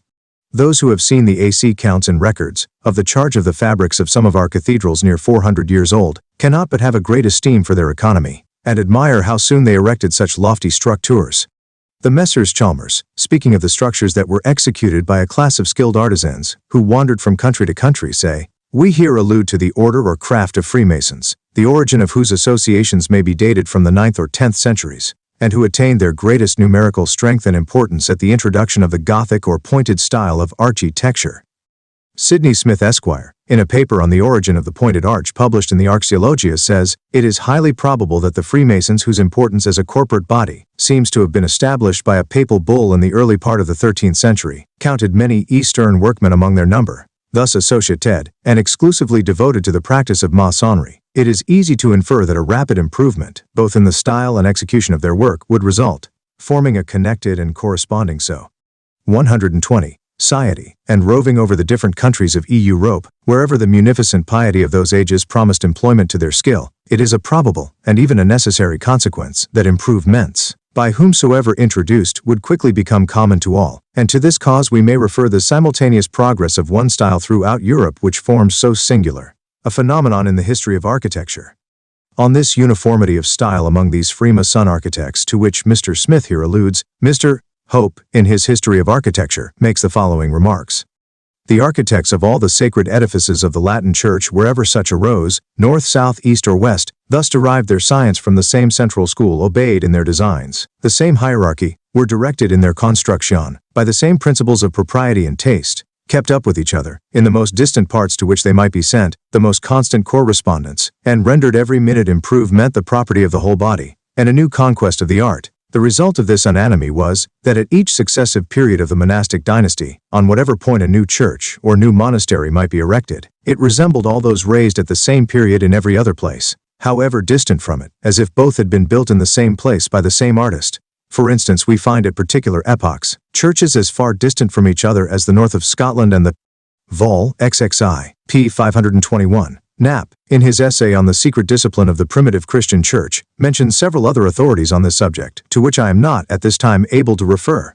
The mystic tie, 121, south of Italy, to be minutely similar in all the essential characteristics. Mr. Godwin, in a communication made to the Society of Antiquaries of England speaking of the marks of the workmen found upon the stones in various ancient buildings which he had examined, supposes that these marks, if collected and compared, might assist in connecting the various bands of operatives who, under the protection of the Church mystically united, spread themselves over Europe during the Middle Ages and are known as Freemasons. Subsequently, in the same paper, he says that the identity of these marks in different countries, notwithstanding their great variety, seems to show that the men who employed them did so by system, and that the system, if not the same in England, Germany, and France, was closely analogous in one country to that of the others. Moreover, he continues, many of the signs are evidently religio and symbolical, and agree fully with our notions of the men known as Freemasons. These Masonic marks have been found by M. Didron, of Paris, at Strasbourg, Spire, Worms, Reims, Basel, and other places, and in a series of observations communicated by him to the Comité Historique des Arts et Monuments, he states that he can discover in them reference to distinct schools, or lodges of Masons. It would be impossible, even in an abridged form, to record all the architectural labors of his association during the period of its activity. To mention only a few will be sufficient to show that the science of ecclesiastical architecture has been deeply. Archaeologia, Vol. XX, pp. 116-117, 11, 122, indebted to the Freemasons for the perfection of beauty and skill which it has reached. In the 13th and 14th centuries, they erected the J. Cathedrals of Cologne and Meissen in 1440, that of Valenciennes, and that of Bern in 1421. Besides these, they constructed monasteries, abbeys, cathedrals, and other ecclesiastical edifices in all parts of the continent as well as in England and Scotland. Westminster Abbey, and the ruins of that of Melrose, are magnificent examples in these last-mentioned countries. The Abbé Grandidier has collected, from an old register at Strasbourg, very minute particulars of the labors of the Association of Freemasons, who erect the magnificent cathedral of that city. It was commenced in the year 1277, but not finished until 1739. The Masons who were engaged in this chef d'oeuvre of Gothic architecture were divided into the ranks of masters, craftsmen, and apprentices. The place in which they assembled was called a hut or lodge. They made use of the implements of their profession for purposes of symbolical instruction, principally employing for this purpose the level, square, and compass. They had modes of secret recognition, and a system of mystical initiation, and presented in all their other customs the evidences of their being the progenitors of the fraternity as it now exists. Dugdale gives the contract between the commissioners of the Duke of York and William Harwood Freemason for the rebuilding of the chapel in the College of Fotheringhay, Northamptonshire, and Ashmole's History of the Order of the Garter contains the agreement with Hilmer and Vertue Freemasons for the building of the choir of St. George's Chapel, Windsor. See Knapp's Secret Discipline in the supplement on the secret of the Royal Arch. The Mystic Tie, 123. The European correspondent of the Boston Atlas makes the following remarks in relation to these workmen. At Cologne, another of the labors of these traveling Freemasons. There stood the huge mass, a proud monument to Gerhard, master of the Cologne Lodge of Freemasons, and resisting as it does the attacks of nature and the labor of man, a symbol of that mystic brotherhood, which, to use the words of Lafayette, less than owes a double luster to those who have cherished and to those who have persecuted it. During the interval between 1248 and 1323, there were not only 50 masters and 3 times as many fellow crafts daily employed, but a large number of entered apprentices from all parts of Christendom, who had come to study both the operative and speculative branches of the art, and carried home, with the principles which directed the erection of almost every Gothic monument of the age, others which prepared the way for the light of the Reformation. In 1323, the Church withdrawing its patronage from the Freemasons, the labors of the craft were suspended, and the cathedral remained in an unfinished state until 1842, when by direction of the King of Prussia, an association was formed, which took charge of its completion, and the original plans which had been taken from the lodge by the French in 1794, having been recovered, have been strictly adhered to by the architect, who has also adopted the ancient divisions of the workmen. References to the works of these traveling Freemasons who were occupied in building the magnificent religious houses of Europe will be found in the pages of many antiquarian writers, in addition to those which I have already cited, all of whom unhesitatingly give them the praise of being in posses. 124. Scion of an admirable system in the distribution of their labors and in the government of their workmen, a system precisely similar to that which our TRA editions inform us existed at the construction of Salornan's temple, and no one who reads the proofs on this subject can for a moment doubt that as classical learning was preserved and perpetuated by the monks of the Middle Ages, so was the science of architecture by the traveling Freemasons of the same period. To them is the world indebted for the invention of that style in architecture known as the pointed Gothic. in which beauty and grandeur, simplicity and elegance are so skillfully blended as to have extorted the admiration of all who have beheld the splendid edifices erected by those artists. In the reign of Edward III, of England and the contemporaneous sovereigns of the continent, this style had reached its utmost point of perfection, and though, after the 14th century, it rapidly declined, it has again been revived by the taste and genius of the present age. Let it be remembered by its admirers, when viewing the varied and graceful tracery of which it is composed, that its invention and its most beautiful examples are to be attributed to the fraternity of Freemasons. Freemasonry and education. Do we hear of Freemasonry applying any portion of its funds in aid of supporting schools, or of advancing the interests of the arts and sciences? No, its funds are almost entirely appropriated to its own useless vanities. Freemasonry, an anti-Masonic poem, notes, p. 43. The adoption of efficient means for the education of the destitute orphan children of Masons constitutes one of the claims of our order to the esteem of the wise and good. Among the charities of free, the mystic tie, 125, Masonry, there is certainly none more important or more worthy of approbation than that which directs itself to the diffusion of learning.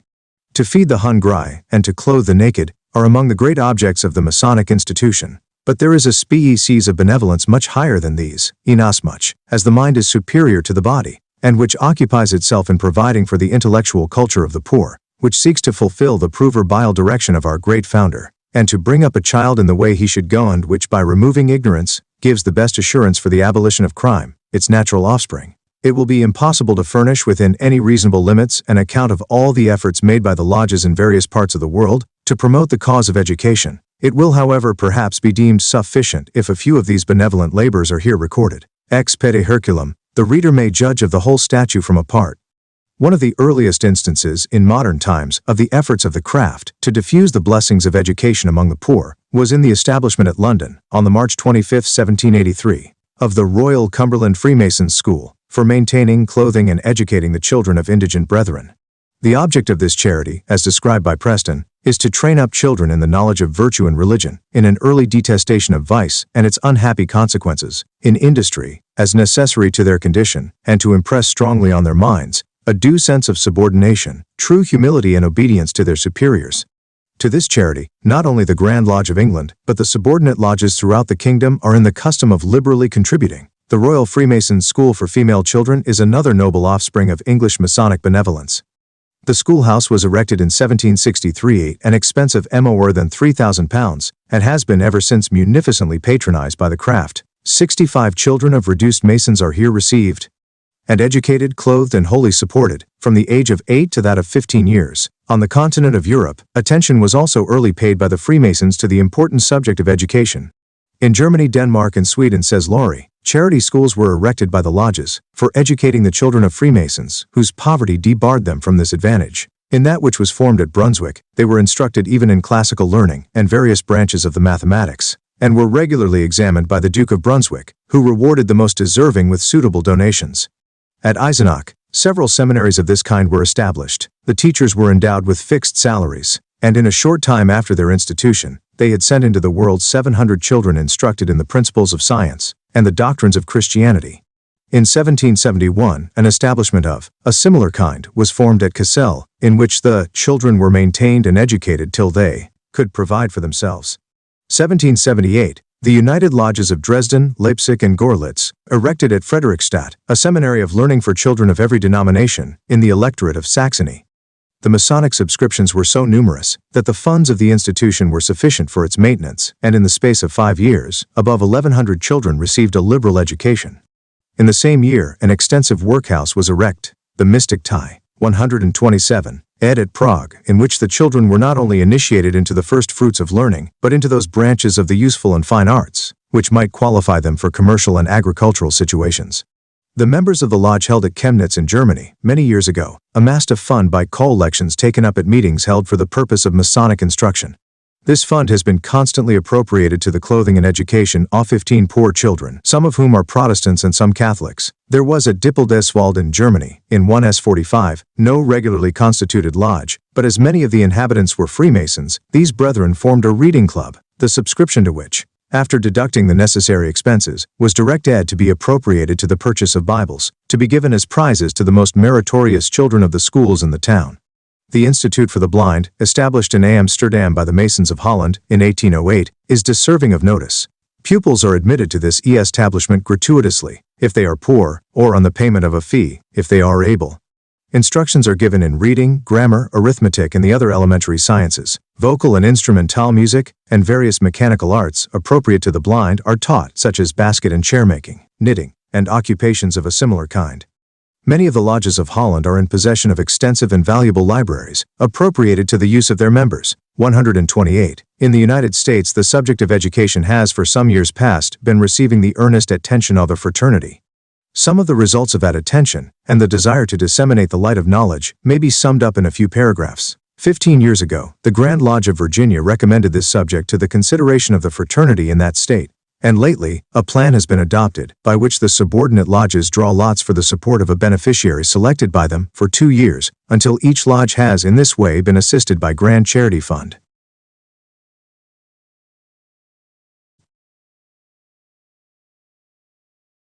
The Grand Lodge of Missouri has the honor of being the first Masonic body in the world that has established and endowed a college. In October 1841, the Grand Lodge adopted a resolution declaring it expedient and necessary, and the imperative duty, as well as the interest of the Grand Lodge, to establish at some healthy and convenient point an institution of learning for the sons of indigent Masons, and such others as the Grand Lodge may from time to time admit.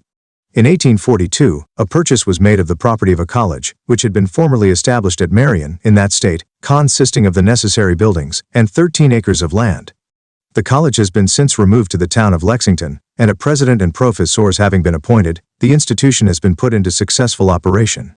The course of studies embraces the whole circle of literature and the sciences. The teachers are all required to be master Masons, and everything like sectarianism in its government is strictly prohibited.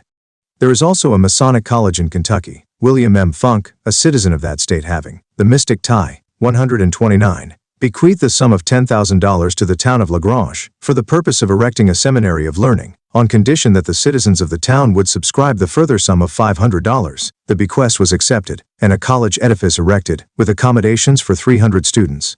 In 1843, the trustees of the seminary made a tender of the fund and edifice to the Grand Lodge of Kentucky. The offer was accepted, and the transfer being made, the Grand Lodge immediately appropriated $10,000 as an endowment fund, and also adopted a resolution, which required all good Masons to contribute $1 to be set apart for the support of the beneficiaries who might be sent to the school.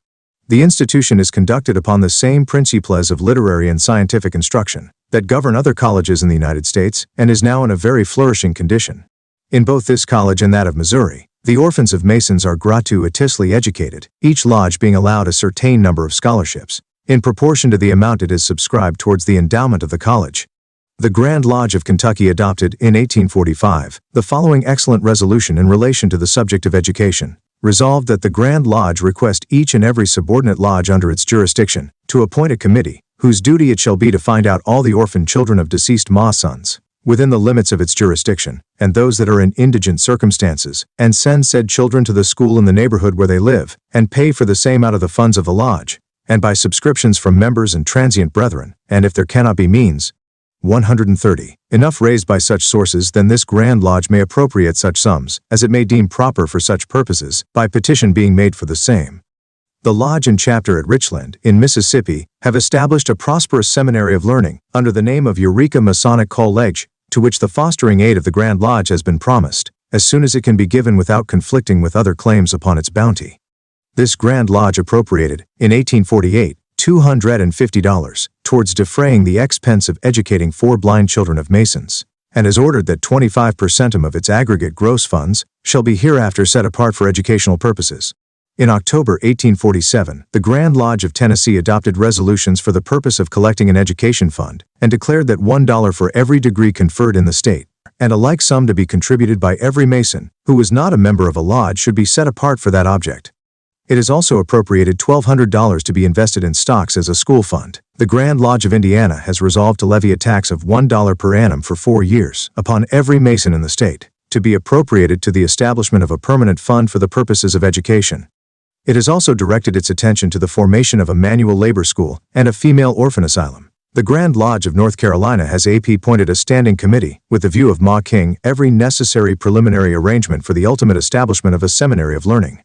The Grand Lodge of Ohio has appointed the Mystic Tie, 131, Committee of Inquiry on this important subject. and shown a willing disposition to act, the committee having proposed a feasible plan for securing to every child of a Mason, upon the broad domains of Ohio, a good common school education. The Grand Lodges of Illinois, Florida, Iowa, and some other states have taken up the consideration of the question of education with a spirit that shows their desire, when circumstances will permit, to make this most important charity, the instruction of the poor, one of the essential ingredients of the Masonic system of relief. After reading this brief abstract of some of the efforts of the Masonic fraternity for the advancement of education, are we not prepared triumphantly to answer the question, so sneeringly propounded by our adversaries, and which in an excusable spirit of irony, I have adopted as the motto of present article? Do we hear of Freemasonry emptying any poor son of its funds in aid of supporting schools, or of advancing the interests of the arts and sciences? The secrecy of Freemasonry, to have revealed secrets of men, the secrets of a friend. How heinous had the fact been, how deserving contempt and scorn of all, to be excluded all friendship and avoided as a blab, the mark of fool set on his front.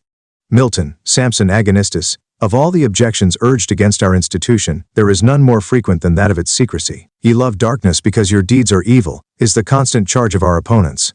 Yet how, 132, slender is the basis on which this accusation rests. Were we to assign no reason, or offer no defense for the secret character of our institution, we would scarcely be asking too much of the uninitiated, when we claimed their forbearance for, or even their favorable opinion of, those mysteries, the knowledge of which had been entrusted to a Washington, the father of his country, to a Lafayette, the early friend of that venerated chief, to a Warren, who on the heights of Bunker poured out his blood, as though it had been water for his country's good, to a Franklin, who earned by a life of philanthropic labor the enviable title of the friend of man, to a Clinton, whose ruling principle of conduct was patriotism, and to that innumerable phalanx of wise and good and reverend men, whose names have been enrolled among the disciples of Masonry. The society that such men cherished and supported through life could have had no evil ingredient in its constitution. The secrets that they faithfully preserved must have had truth for their foundation and virtue for their copestone. But standing as we do on this vantage ground, we are